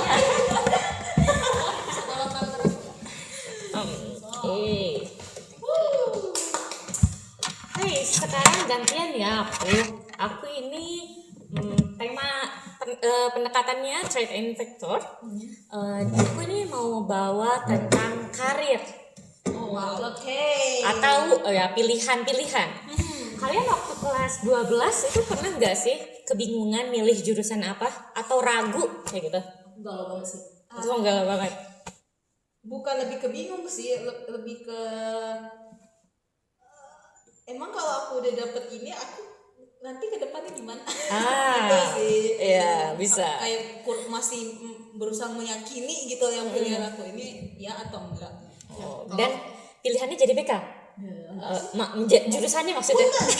Tapi setelah aku masuk ke dunia BK aku sangat mencintai. Oh yes. Kalau Nanda? Kalau aku pribadi lebih galau kayak ketika orang tua aku tuh maunya mereka lebih dukung aku di jurusan yang tidak aku suka. Lebih tepatnya bukan nggak suka, lebih aku nggak tahu. Jadi aku sebelumnya tuh nggak pernah ngulik-ngulik nih tentang jurusan ini gitu. Jadi galau ya. Iya. Walaupun akhirnya aku memilih jurusan yang ayah aku ini. Bimbingan konseling, dan seperti tahu guys di semester 1 aku langsung suka dengan bimbingan konseling sampai dengan S2 sekarang. Iya, padahal tuh hampir ya ini aja S2 itu aku sempat kepikiran nggak apa-apa deh S1-nya BK gitu, S2 nanti aku bisa ambil prodi yang aku sukai sesuai hobi gitu. S2 tanpa mikir panjang aku langsung BK udah. Inilah buktinya. Mari masuk BK. Aku udah mendapatkan makna hidup di BK. Oh yes. Eksistensial banget ya. Sama nih, aku juga pengalaman aku waktu kelas 12 itu udah mah di pesantren kan aku dulu. Pesantren aku itu tidak memiliki guru BK. Oh, sama banget. Iya. Jadinya kami tuh gak ada informasi tentang diri aku tuh kemampuannya sebagaimana, karena kan yang biasanya yang ngurusin tes yang kayak gitu BK kan ya. Terus yang ngurusin jurusan-jurusan juga BK. Nah ini karena tidak ada jadi kita kekurangan informasi. Jadinya ya seadanya aja. Waktu itu pernah cuman ngetes minat doang, dan BK itu termaksud yang cocok nih sama minat. Terus orang tua juga mendorong, walaupun emang itu aku masih ragu karena nggak ada tempat yang bisa aku tanyakan. Nah itu bingung banget di situ. Nah itu juga berarti kan kita ya itu fenomena yang sepertinya berjalan setiap tahun.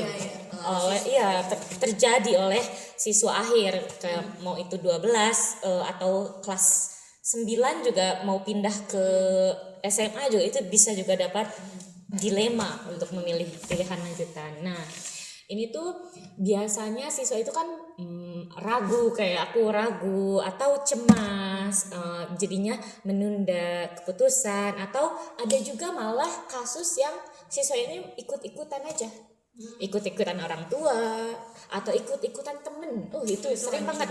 Iya. Itu pengalaman di sekolah aku dulu ya. Anggaplah yang eligible tuh ada berapa orang? Simpelnya 20 orang gitu. Mungkin itu sekitar 8 orang sampai 10 orang pilihnya jurusan kedokteran semuanya. Endingnya tuh gak ada yang lulus. Sayang banget ya kayak gitu ya. Sayang banget. Sia-sia guys. Iya, udah sama yang berat semuanya Ya itu berarti kan disebut FOMO juga bisa ya. Iya, mengikuti juga kan padahal itu kan keputusan penting ya terkait masa depannya. Nah, seperti itu fenomena yang menurut aku itu sangat disayangkan gitu. Kalau misalnya hanya ikut-ikutan, dan gak hanya ikut-ikutan aja, ada juga beberapa kasus siswa itu dapat dipaksa orang tua. Itu kan jadi banyak banget ya faktor-faktornya berarti. Nah, ini tuh biasanya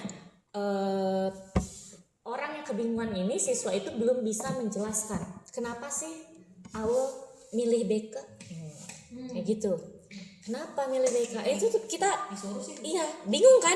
Tapi itu maksudnya kan disuruh. Nah, orang tua itu udah ada alasan rasionalnya gitu loh kenapa. Ya itu kan orang tua. Orang tua Iya. akunya nggak tahu tuh, jadi emang nggak bisa menentang juga. Terus yang aku mau pun aku juga nggak tahu alasannya apa, aku cuma sekedar suka. Oh, suka. Kamu nggak melihat itu ke depannya, masa cuma karena suka aja. Jadi kalau nanti ada hal-hal yang kamu nggak sukai selama itu gimana cara kamu itu. Makanya aku juga ya udah ikut aja orang tua. Tepatnya kayak keterbatasan informasi nggak sih? Iya, betul. Keterbatasan informasi. Itu tuh bahkan ada juga siswa yang emang kan tadi ragu ya, terus ada juga yang sampai cemas. Karena ragu itu. Dari ragu jadi cemas, ini apakah aku benar gitu. Ini aku milih yang benar gak sih? Karena itu kurangnya informasi di sini tuh nggak harus jurusannya ini tuh harus gini-gini, enggak, tapi informasi diri juga. Nah, di Trait and Factor ini kan ada trait itu kan tentang diri, kemampuannya si siswa apa, karakteristiknya apa, minat bakatnya apa, itu tuh perlu digali di Trait and Factor itu. Setelah itu baru faktornya, lingkungannya. Kalau misalnya yang kita bahas ini kan karir ya atau pilihan. Nah, ini sebagai guru BK atau konselor ini kita tuh harus memfasilitasi informasi jurusannya. Misalnya dicocokkan nih mana kamu sesuai enggak dengan kemampuan akademik kamu kayak gitu. Atau kamu minat enggak, jangan-jangan itu hanya FOMO atau tadi tekanan seperti itu. Ya itu keterbatasan ya. Kalau misalnya yang tadi aku itu kan karena keterbatasan tentang hubungan antara mata kuliah pilihan terus sama peluang karir juga kan itu sangat penting, tapi karena emang gak ada guru BK itu sangat disayangkan banget karena gak ada, jadi kita tuh ya mandiri. Iya, mending kalau misalnya mau nyari Mending kan bagus kalau ada kesadarannya gitu. Ini buat masa depan ya, aku juga harus tahu dong masa depan gimana. Kalau ya apalagi kalau yang malas mana itu ngikut aja. Mana yang sekolah aku kan pesantren ya. Yang pesantren kan biasanya nggak boleh bawa HP. Nah, udah mah nggak ada HP, nggak ada teknologi ada tapi terbatas. Berarti kan harus izin. Otomatis ya orang yang malas makin malas. Itu makin udah terbatas informasinya makin terbatas kayak gitu. Nah, mau ditambahin dulu gak atau apa? Berarti itu kan sebenarnya kalau dari sudut pandang Trait and Factor bukan juga cuma dari diri sendiri tapi lingkungan juga kan. Jadi enggak yang kayak langsung mata-mata aku udah tahu nih pengen kemana, tapi kalau lingkungan juga nggak memfasilitasi, nggak mendukung, ya sama aja sih itu. Bakal berpengaruh juga ya perkembangan si siswa ini. Betul sekali. Itu kan Kak, banyak nih kalau misalnya kita lihat pelajar-pelajar lebih milih FOMO tuh ikut-ikutan. Kira-kira tuh kenapa nih mereka tuh cenderung ngikutin teman daripada mungkin ya sekilas mereka udah dapet nih informasi aktualnya gitu tentang jurusan tertentu gitu, atau mungkin orang tuanya tuh ada nge-spoiler tentang jurusan ini gitu. Tapi mereka lebih milih ikut teman. Itu kan pada masa remaja ya. Pada masa remaja itu validasi validasi itu pengakuan sosial itu pada remaja itu sangat penting bagi mereka tuh. Namanya kan masa mencari identitas. Jadi dia tuh inginnya masuk ke golongan ini. Sama kayak tadi. Jadi validasi. Jadinya terus kadang juga merasa lebih aman kalau misalnya di lingkungan yang dia kenal.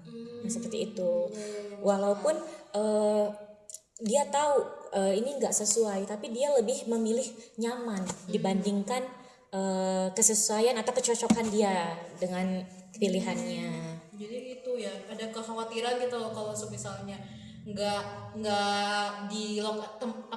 di zona nyaman ini itu aku langsung kayak terjun bebas aja ke lingkungan baru, itu malah lebih ditakuti gitu. Iya. Jadi mereka malah nggak melihat itu sebagai peluang, malah melihatnya itu malah jadi sebuah ketakutan. Iya, jadi mereka tuh tidak melihatnya secara objektif tapi subjektif kan. Kalau misalnya mengikuti teman itu kan berarti subjektif karena dia maunya merasa aman, nyaman kayak gitu.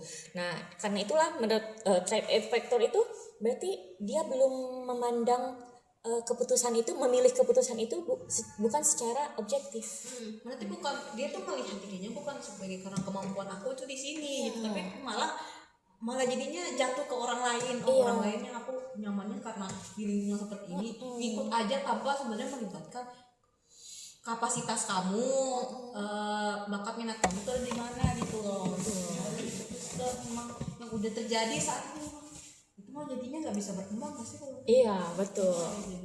Berarti kan itu kalau misalnya kayak gitu artinya tuh siswa itu belum mampu mengenali dirinya. Iya. Trait-nya itu berarti belum. Belum memahami diri. Nah, terus kalau misalnya sampai ikut-ikutan atau sampai kena tertekan sosial, berarti kan ada tanda kalau misalnya dia kehilangan kemandiriannya. Gitu. Salah satunya ya membuat siswa jadi kehilangan kemandiriannya atas apa yang dia pilih.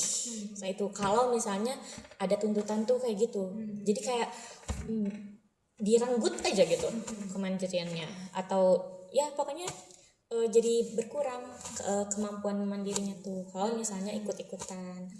Nah kalau di ini tuh trait factor itu memandang manusia, berarti kan semua siswa itu memiliki potensi sendiri-sendirinya. Kamu yakin yang itu ada kemampuan masing-masing ya? Iya, masing-masing manusia itu pasti punya, tapi kita nggak tahu.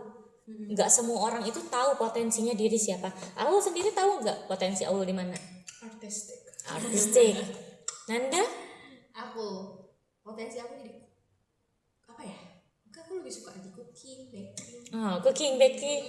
Oke, kuliner ya. Yes. Kalau butuh Uji coba kita siap nih. Kalian belajar ngelak aja. Ya, itu berarti sudah mengenali kan? Itu mengenali sendiri atau butuh bantuan orang lain? Aku jujur dibantu orang tua aja. Dibantu orang tua. Kalau aku cari tahu sih, dan itu kebetulan kan tadi kalau Triumph Factor ada tes-tesnya ya. Iya. Aku coba ikut tes karir, kunci karir Holland. Yang Riasek. Iya, Riasek. Beneran emang. Ya, Nomor itu 1 artistik, 2 baru sosial. Jadi BK yang kedua sih guys. Tapi nggak apa-apa mah, itu jadi hobi aja mah itu. iya, itu.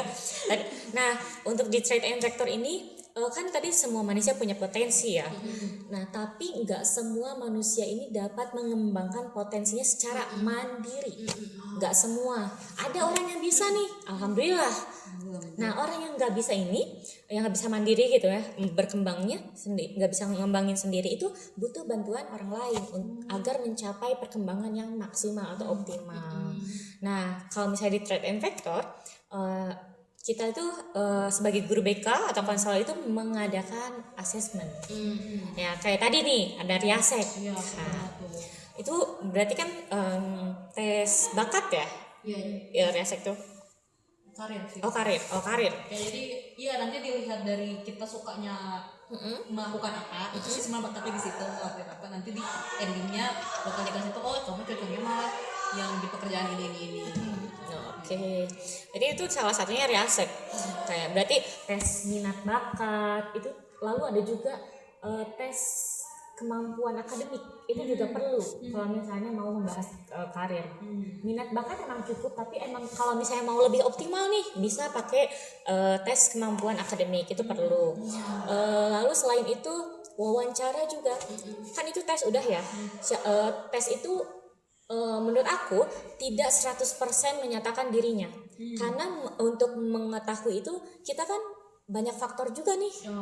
Kayak misalnya apakah waktu ngejain tes lagi sakit atau ngantuk, itu kan sangat berpengaruh. Sangat berpengaruh sekali. Atau lagi suka ngerjain ini gitu, jadi malah tingginya di sini gitu ya kan. Kalau itu emang kan berarti yang saat itu juga kan. Kesenangannya emang berarti bisa berubah. Nah itu tuh kalau menurut aku emang perlu nih wawancara juga selain asesmen, wawancara konseling. Jadi di situ konselor atau sebagai guru BK kita cari tahu kamu sukanya apa. Nah terus kan hasil asesmen nih udah ada. Menurut kalian asesmen itu bakal diapain? Nah, ya nggak mungkin cuma dibaca-baca aja kan ya. Jujur aku mau nanya ya dari tadi. Oh ya maaf ya, dari tadi aku nanya-nanya gue. Aku begini, misal nih kita udah punya hasil asesmen entah dari tes bakat minat or something lah gitu. Nah, trade factor ini itu berperan sebagai mereka eksplorasi lagi ketertarikan karirnya peserta didik atau mereka mempertanyakan lagi apakah benar ini menggali lagi apakah benar nih potensinya benar di sini atau mencari potensi baru gitu sebenarnya perannya. Aku kayaknya itu.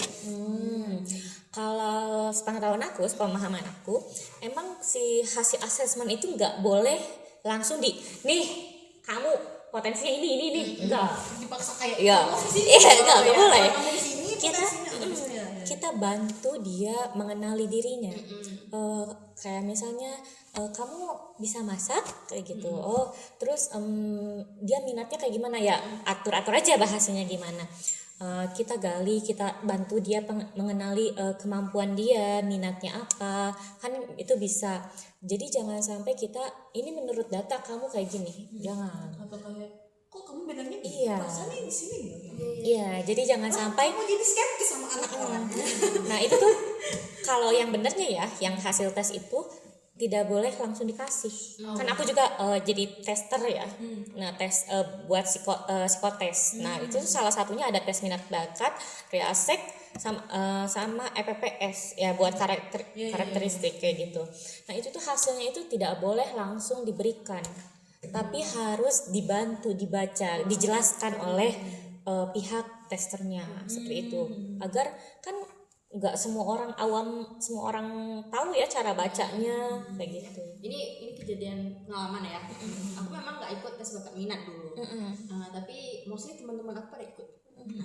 Jadi mereka udah bayar, udah ikut, hasil tesnya diberikan cuma-cuma. Kan tadi aku juga ada mention kalau di sekolah aku tuh nggak ada guru BK-nya, jadi nggak ada yang explore lagi nih, nggak ada yang gali lagi nih potensi mereka gitu. Sesimpel menggunakan teori ini itu tidak ada. Jadi memang setelah tes tersebut banyak teman aku yang tidak memilih jurusan yang dari hasil tersebut. Ya jadi kayak mungkin awalnya mereka iya nih aku di sini anggaplah kedokteran atau apa gitu ya. Mereka try itu, mereka coba daftar itu nggak lulus ya mungkin ada satu faktor lain hal gitu ya. Ini mereka di jurusan lain. Bahkan berbanding terbalik banget yang kayak di hasil mereka sains ternyata pas kuliah mereka malah di sosial. Jadi Itu aku banget itu. jadi sepertinya aku menyadari ya bahwa eksplorasi lagi menggunakan trade indicator itu penting banget. Iya, Ya, jadi nggak bisa diterima mentah-mentah doang kalau hasil asesmen gitu, perlu ada bimbingan lagi gitu ya. Iya. Aku juga kan dulu waktu ini pengalaman aku ya, waktu yang tes itu di pesantren itu kan ada dari pihak luar. Itu tuh kayak lembaga kayak gitu melakukan tes. Aku ikutan. Itu hasil tes aku itu kebanyakan saintek yang tingginya, yang paling tinggi itu teknik sipil, aku masih ingat. Tapi akhirnya aku memilih BK. Berarti kan jauh banget ya dari saintek ke sosum. Ini kan sosum ya kita, sosial. Nah itu kan jauh banget. Itu ya karena kalau aku berarti sudah mempertimbangkan kalau aku. Nah ada orang yang nggak mempertimbangkan kan, itu yang bahaya. Nah guru BK itu di trade and factor itu harusnya kalau sudah dapat itu kan tadi udah dijelasin dari yang tadi, ini kamu ini dibantu mengenali, selanjutnya itu dibantu untuk mengoptimalkan potensinya kayak gitu. Tugas konselor atau guru BK setelah, jadi tahapnya itu analisis berarti ya, analisis, diagnosis, prognosis. Prognosis itu di sini kayak kita prediksi nih permasalahan yang kamu alami itu apa, kayak gitu. Nanti kayak misalnya dia minatnya ini tapi sesuai data tuh cocoknya ini. Nah itu kita prediksikan ini bagusnya seperti apa. Setelah prognosis nanti baru diberikan treatment. Treatment ini bisa jadi tadi pengenalan diri atau pengembangan diri, lalu setelahnya follow up. Kalau guru BK di trade and vector ini, kalau misalnya itu kan tadi kebingungan ya kalau di trade and vector. Kalau di eksistensial sama RIBT gimana? Mirip-mirip sih ya, maksudnya kan kalau misalnya di trade vector itu dicoba buat gimana ngelihat potensi diri sendiri tuh ya. Nah kalau di eksistensial kan tadi aku balik lagi ke kesadaran tersebut. Nah bisa tuh dibantu kalau misalnya ada memang yang siswa-siswa itu belum tahu juga nih kemampuannya di mana, pengennya kemana. Nah kan bisa dibantu dari hasil data tersebut. Nah itu kalau emang beneran gamblang gitu loh, belum tahu apa-apa, boleh dibantu sama data itu dan coba dilihat dari sudut pandang si siswa tersebut, melihat hasil datanya kayak gini. Jadi boleh secara nggak langsung kan siswa langsung kayak menyadari oh iya ya aku malah misalnya ditanyain kamu misalnya suka ada di dunia kesenian nih, terus ternyata ditanyain lah kamu biasanya kalau menggambar contohnya kamu biasanya menghabiskan waktu berapa lama gitu, tanya lah misalnya kayak 4 jam 5 jam, oh kamu menikmatinya nggak? Oh menikmati banget gitu, banyak nggak karya-karya kamu di dalam situ? Iya banyak, aku bakal suka tempel-tempel di dinding. Nah jadi yang awalnya si siswa tersebut nggak menyadari oh saya punya bakat di sini, kan secara nggak langsung kita tanyain, oh berarti kamu boleh nih kembangin lagi lebih, soalnya kamu bahkan udah sering ya tempel-tempel ya di dinding, hasil karya iya suka, oh iya ya kok aku nggak menyadarinya. Nah kena kan jadi dia sadar karena nggak langsung dia menyadari kondisi sosial dia gitu. Kalau misalnya Iya itu udah dia langsung kita kalau misalnya hari itu ya mungkin aku melihat dari ketika si peserta didik ini tanpa trade and vector menerima mentah-mentah hasil asesmen mereka gitu ya, sangat disayangkan jika peserta didik tersebut hanya berpaku pada hal yang hasil tersebut. Jadi kayak mereka ngejar itu terus-terusan oh aku harus gitu, padahal ada hal lain tuh yang harusnya bisa dikembangkan, bisa digali gitu. Jadi aku melihat sepertinya gitu trade and vector ini sangat penting kalau misalnya mengoptimalkan potensi dari hasil asesmen tadi. Jadi perlu banget penjelasan gitu, karena kasihan banget kalau misalnya mereka tuh udah berjuang mati-matian mempertahankan nilai sesimpel ya contoh eligible tadi gitu. Mereka udah dari kelas 11, dari kelas 10, 11, 12 gitu nilainya dipertahankan, ternyata di ending mereka mungkin FOMO gitu atau tidak ada penjelasan lebih mendalam gitu mengenai apa yang harus mereka lakukan dengan potensi yang mereka miliki gitu. Endingnya malah ya udahlah ikut-ikutan aja gitu ya kan, jadinya kasihan ya 3 tahun apa 2 tahun setengah gitu mereka berjuang tapi terbuang sia-sia. betul. Karena itu jadinya yang dia fokusin mah cuma nilai doang. Tapi kalau untuk kayak tujuan hidup ke masa depan itu gimana dah tuh? Kamu kalau udah lulus dari SMA, dari sekolah, gimana nanti pencarian makna hidupnya itu maksimal gitu. Jadi itu yang perlu itu dirasionalkan dan boleh banget tuh kalau misalnya ada yang siswa-siswa yang merasa nggak punya kemampuan itu kan udah irasional ya. Nah itu bisa tuh di RIBT ternyata nih kalau di collab lagi sama si trade vector ini ternyata dari hasil tes bakat minat kamu ternyata punya loh kemampuan di sini gitu. Jadi mah sebenarnya kalau kamu berpikir aku nggak ada kemampuan nih, nggak ada kemampuan itu mah cuma pemikiran kamu aja sih, ternyata ada kok, kamu punya, semua manusia juga punya. Iya benar. Betul. Terus ini nih aku ada nih kalau bisa disambung nih misalnya ini si anak itu punya tekanan juga, tekanan atau ikut-ikutan, terus tapi masih ragu ininya. Nah itu tuh bisa dibantu sama RIBT dulu.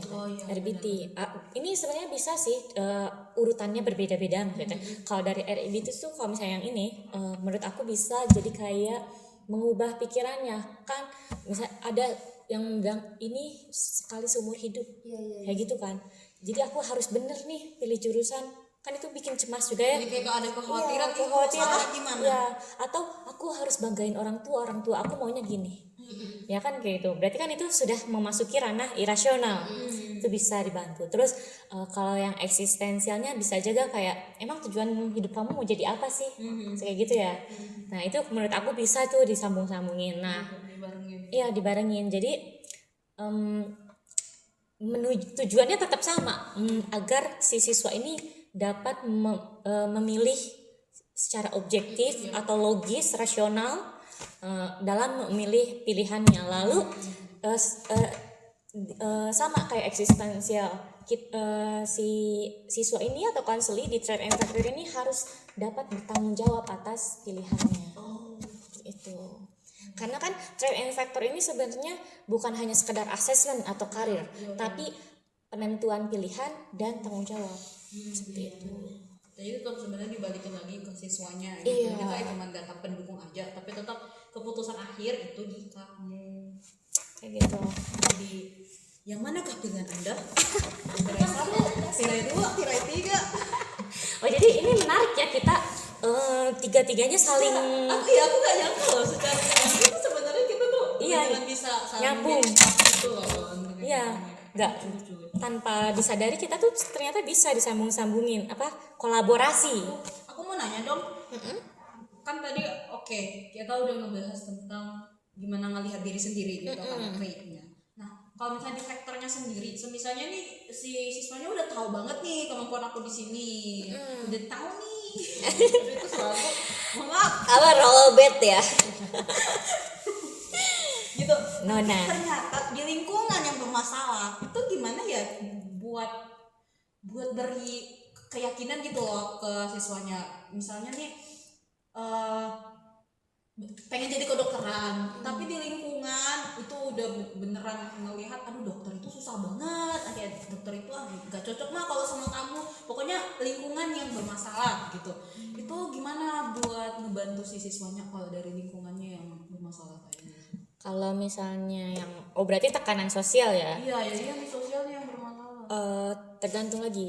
Kalau misalnya orang tua itu tuh lebih baiknya emang guru BK itu bertemu dengan orang tua. Tergantung juga nih sama konseli. Ada konseli yang takut, ada yang berani. Cuman emang butuh dorongan. Itu berarti kita hanya mendukung aja. Ayo siswanya buat ngobrol sama orang tuanya. Tapi kalau ada kasus yang emang orang tuanya udah galak gitu ya, terus anaknya takut kalau ngomong sendiri, butuh temenin. Nah itu kita perannya itu sebagai jembatan antara orang tua dan anak. Nah itu apa sih namanya, konseling keluarga ya? Konseling keluarga itu bisa. Jadi kalau misalnya konteksnya orang tua, itu bisa orang tua dipanggil ke sekolah, nanti dijelaskan ini, tapi jangan langsung kayak ini nggak cocok nih sama ini, dia nggak mau. Nah enggak, tapi kita jelaskan dulu, ini si anak punya potensi ini nih, kebetulan kemampuannya seperti ini dan minatnya seperti ini, kayak gitu. Jadi kita namanya orang tua pasti keras kepala ya, inginnya ini, merasa dia orang tua tuh paling tahu nih kebutuhan anak, yang terbaik buat anak. Nah kita juga kayak harus gimana ya bahasanya, kayak merayu coax itu apa bahasa Indonesianya, kayak bukan kayak kita tuh meminta agar orang tua juga melihat dari pandangan sudut pandang, iya, membantu, bukan meminta ya, maaf. Kita sebagai konselor itu membantu orang tua agar memahami perspektif konseli seperti apa. Iya, apakah kalau misalnya dipaksa itu baik, gitu kan? Apakah benar ini kemauannya? Tapi kan suka ada ya kayak orang tua, dan ini anak juga mau kok, gitu. Anak juga kok si anak. Iya, ini mau kok, gitu. Atau dia mampu kok, dia pinter, kayak gitu kan. Itu berarti paksaan ya secara tidak langsung. Nggak langsung kan denial banget gitu. Iya, denial. Kamu nantang ya, Ini baru banget aku nonton kemarin gitu ya. Ini memang kalau misalnya kita lihat ini sekelas drama tapi relate gitu. Jadi misalnya ada orang tua yang dari kecil mau anaknya jadi ini. Jadi alternatif karirnya udah ada nih, anaknya mau jadi ini gitu ya. kalau di sini kasusnya anaknya pengen jadi dokter gitu, di setiap hari disuruh belajar tuh bersaing sampai endingnya tuh anaknya tuh nggak sanggup, jadi kayak udah sering mimisan, burn out gitu ya, sampai dia harus dirawat di rumah sakit.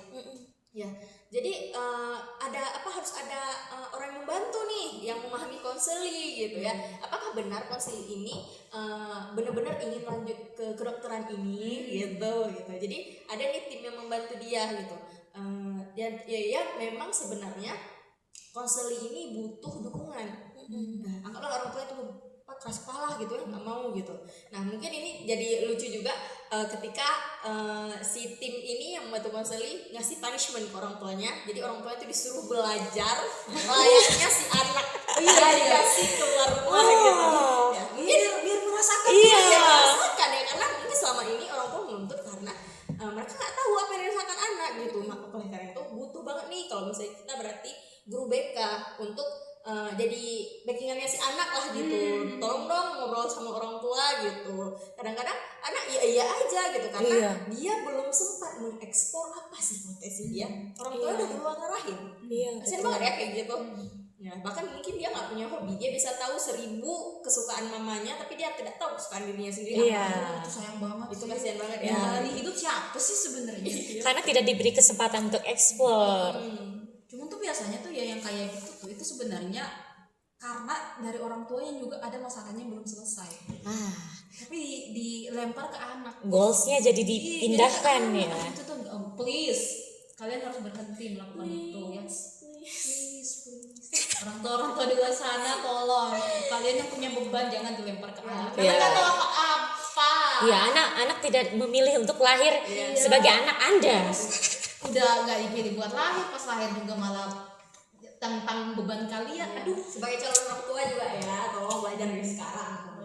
Iya, seperti itu.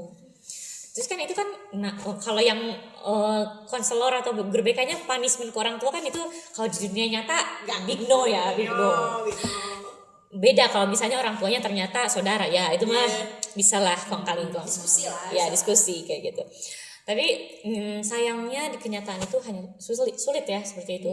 Bahkan keras kepala. Bahkan untuk sekedar melihat, bukan kan melihat dengan memahami bedanya. Sekedar melihat untuk perspektif anak tuh seperti apa juga mereka kadang nggak mau. Udah tutup mata duluan gitu loh. Jadi bener nggak ngelihat gitu loh. Karena udah punya, pokoknya harus A, udah yakinnya itu A. Dia tuh jadi orang tua tuh lebih seringnya tutup mata tutup itu telinga. Mentang apa pokoknya menang gitu loh gitu. Intinya ambisinya gitu. Iya. Dan egonya tuh terlalu tinggi banget. Pokoknya sulit aja. Terus ada juga kadang ini kalau misalnya yang milih ya, sebenarnya nggak hanya terlihat di awal, tapi terlihat nih di maba. Gak usah maba kan berarti semester 1 ya. Kayak semester 2 atau semester 3 baru kerasa. Aduh aku nggak cocok. Bahkan ada yang merasa tidak cocok itu mendekati skripsi. Itu kalau kalian punya teman atau apa ya? Iya. Aku baru aja kayaknya 3 hari yang lalu ada yang curhat sama aku tuh. Dan di sini aku baru menyadari banget ya, sekedar suka sama sesuatu hal gitu itu nggak cukup. Karena kenapa? Ini ada yang curhat sama aku gitu ya, dia pengen ganti jurusan, dia suka sama kesenian, jadi dia ambillah seni musik. Tapi setelah dijalani, ini kan udah semester 2 nih, setelah dijalani dia beneran stresnya karena ternyata dia nggak menyukai sistem musik yang emang harus sempurna, yang kayak ibaratnya kan harus di punya kemampuan dasar untuk memahami tangga balong gitu kan. Dan itu tuh udah diusahain ya, sekarang kan udah UAS, nah dia tuh masih ngestak, masih di UTS, dan itu tuh remedial berkali-kali karena sampai sekarang belum punya kemampuan ngebaca not balok tersebut. Jadi tuh kepengen pindah jurusan karena ternyata menyadari kalau kesukaan aku ini tuh nggak bisa diseriusin sampai segitunya. Jadi dia tuh langsung baru menyadari, oh kesukaan aku di musik itu hanya sebatas hobi. Kalau mau diseriusin yang sampai ke jenjang pekerjaan, aku nggak sampai ke situ. Jadi kayak posisinya ini bukan yang emang udah nggak mau usaha gitu, dia udah usaha nih tapi beneran dia jadinya jadi mahasiswa yang tertinggal karena udah mengusahakan. Jadi di sini nih yang aku mau tekankan betapa pentingnya kalau kamu menyukai sesuatu, minat apapun itu, kamu jangan sekali-kali cuma suka doang tanpa kamu melihat plus minus atau konsekuensinya risiko ke depan. Jadi tetap harus melihat kegemaran kamu itu negatifnya apa, gitu, tantangan terbesarnya apa, biar kamu itu beneran ngelihat sesuatu itu apakah emang itu yang jadi karir kamu ke depannya, sekedar hobi atau emang cuma mau mencoba aja karena kamu suka gitu. Aduh aku kasihan sih sebenarnya sama dia gitu. Ya pasti kan dilema juga ya, mau pindah juga harus ulang dari awal. Dari uang lagi. Jadi doain aja ya teman-teman. Ya semoga sukses dah si teman Aul. Apapun itu ya posisinya. Ya, terus ini ada juga aku punya contoh. Kan tadi kita bahasnya siswa terus ya peserta didik. Nah untuk pekerja kayak di kantor kayak gitu ya, itu tuh trade and factor juga ada. Kayak misalnya penempatan kan, penempatan. Kalau misalnya ini biasanya yang melakukannya HR atau tim HR kayak gitu. Itu tuh di follow up. Kan tadi udah dijelasin tahap-tahapnya kayak gitu. Ada yang follow up. Nah di sini tuh kalau misalnya yang di kantor ada follow up-nya tuh kayak apakah cocok gak udah di tempat itu, kan udah sebelumnya udah di tes ini tes itu dan itu cocoknya di tim ini ternyata. Nah itu tuh follow up apakah cocok, terus performanya kayak gimana. Nah kalau misalnya enggak itu bisa diulangi lagi tesnya. Kenapa nih?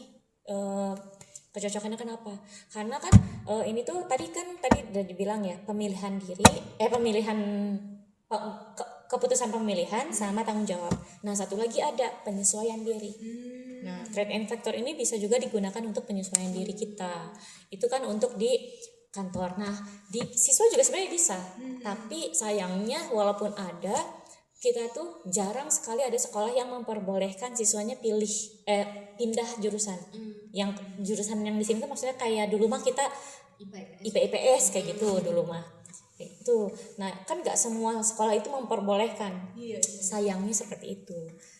Nah, sebenarnya itu kalau misalnya sesuai dengan trade and factor itu sangat harus. Kalau misalnya ternyata penyesuaian dirinya itu tidak sesuai, tidak bisa, itu tuh harus langsung dipindahkan kayak gitu. Kalau misalnya menurut nih ya cuman ya namanya sistem pendidikan di Indonesia kayak gitu kan, kita hanya melakukan sebisa mungkin sebagai guru. Tapi for your information, kalau di UPI ya, karena aku udah nanya yang ini tadi yang kasus temenku ini, Ya boleh mau pindah jurusan, bisa.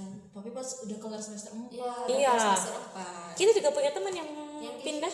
Iya ada. itu kayak aku ya di posisi nanggung banget tuh ya, karena kayak kita jadinya nggak mempelajari jurusan berbeda itu secara langsung dari awal gitu ya. Tapi aku baru tahu ternyata bisa Tapi itu saya buat setengah jalan gak sih? Iya bisa dilihat banget gak sih? nanggung, tapi kalau misalnya udah pindah tuh emang diulang lagi dari awal.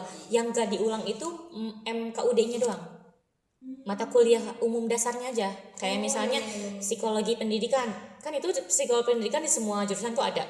Nah itu pas pindah jurusan itu gak bakal belajar lagi kayak gitu sebenarnya. Jadi emang belajarnya dari awal, cuman telat aja kayak gitu. Terus lebih, menurut aku kurikulumnya lebih ribet soalnya kan pindah-pindah. Iya sih. Mengejar sih. ya. Ya gitulah. Sama sih itu juga salah satu pencarian makna hidup. Oh yes. Eksis. Gimana kita eksis gitu ya. Jadi tahu gitu ini resikonya kalau aku pindah jurusan itu bakal kayak gini. Tapi minimal itu udah tahu loh kalau tujuan hidup aku tuh ternyata nggak bisa kalau semisalnya emang dipaksa di sini gitu. Jadi jangan takut juga sebenarnya sih kalau mau mencoba hal baru. Itu sama sekali di RIDT. Jadi kayak perlu menantang keyakinan kalau takutnya kalau aku yang lewat sini jadi gagal gitu ya gitu sebenarnya. Hidup ini guys di semua mah harus dicobain. Benar. Kalau masih muda ya, kita masih remaja akhir. Dewasanya kalau udah nikah aja. itu tuh zaman sekarang remaja vintage.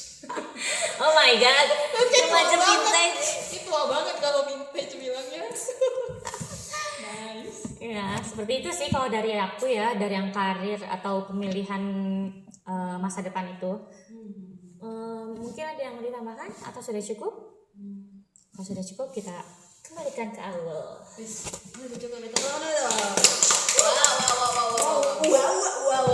Hebat sekali kalian. Nih ya, aku tuh awalnya ngirain ini bakal boring ya, karena apaan sih bahasa ternyata kan kalau kita secara nggak langsung ya, kita tuh sebenarnya ngebahas tentang kehidupan masing-masing gitu. Betapa teori ini ketika pendekatan ini tuh bisa saling melengkapi buat kita juga gitu. Jadi bukan sekedar kita mau bahas teori doang, nggak kepake buat kagak, enggak. Ternyata tuh sampai akhir hayat itu begini tuh bakal bisa kepake banget. Gimana yang tadi ya, kalau aku di eksistensialis, gimana kita tuh dalam kehidupan selalu punya kesempatan buat memilih dan gimana tujuannya gitu. Dan itu kan bakal kepake banget ya kalau sampai di akhir hayat gitu.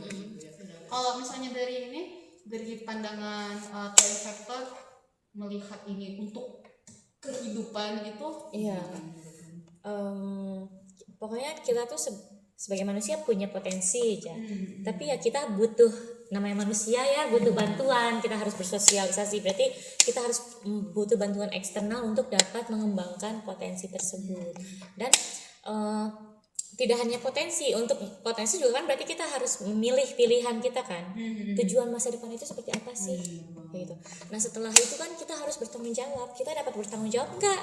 Karena kalau misalnya pilihan kita, berarti kan itu biasanya ya bisa bertanggung jawab. Tapi kalau misalnya paksaan atau apa, nanti pasti nyari-nyari kesalahan orang lain. Kayak, nah bunda ada nyuruh aku kayak gini, jadi kayak kan suka gitu. Kan ya penting untuk memahami diri sendiri. kena banget tadi tuh yang malah nyalahin orang tua itu berpengaruh banget sama peristiwa. Gimana kalau dari Kananda? Ya kalau misalnya dari pandangan RBT ya, kita kan namanya juga manusia gitu, setiap hidup pasti ada masalahnya gitu ya, mungkin soal karir, soal apalah gitu ya.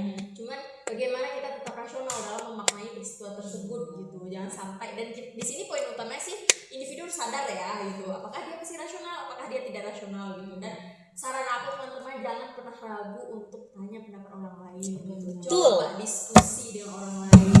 Setuju 100%. Ya, secara nggak langsung aja kita ngobrol bertiga dengan teori berbeda-beda nyambung. Gimana dengan kalian juga? Jadi jangan takut ya untuk mencari bantuan. Kita memang juga makhluk sosial kok, memang butuh orang lain. Dan buat membantu orang lain juga jangan dikatakan itu sesuatu yang hal lemah, enggak. Karena emang tiap manusia juga butuh. Kegagalan juga bukan akhir hidup kok. Kita namanya manusia belajar sampai akhir hayat belajar. Mantap kayak tanahnya Berkembang gitu ya. Anaknya kan tuh. Oke deh. Guys, semuanya makasih banyak yang udah nonton podcast kita. Semoga membawa banyak manfaat ya buat kita semua. Dan mohon maaf banget ya kalau misalnya ada mungkin yang salah pemahaman lah, ada salah pengucapan, gitu. Kami mohon maaf banget. Karena belajar. Ya kita juga masih belajar guys. Kita juga lagi masa pertumbuhan. Kan masih remaja. Iya. Masih pencarian makna hidup. Identitas dirinya juga masih dipertanyakan. Oke deh, kalau gitu langsung aja kita tutup ya.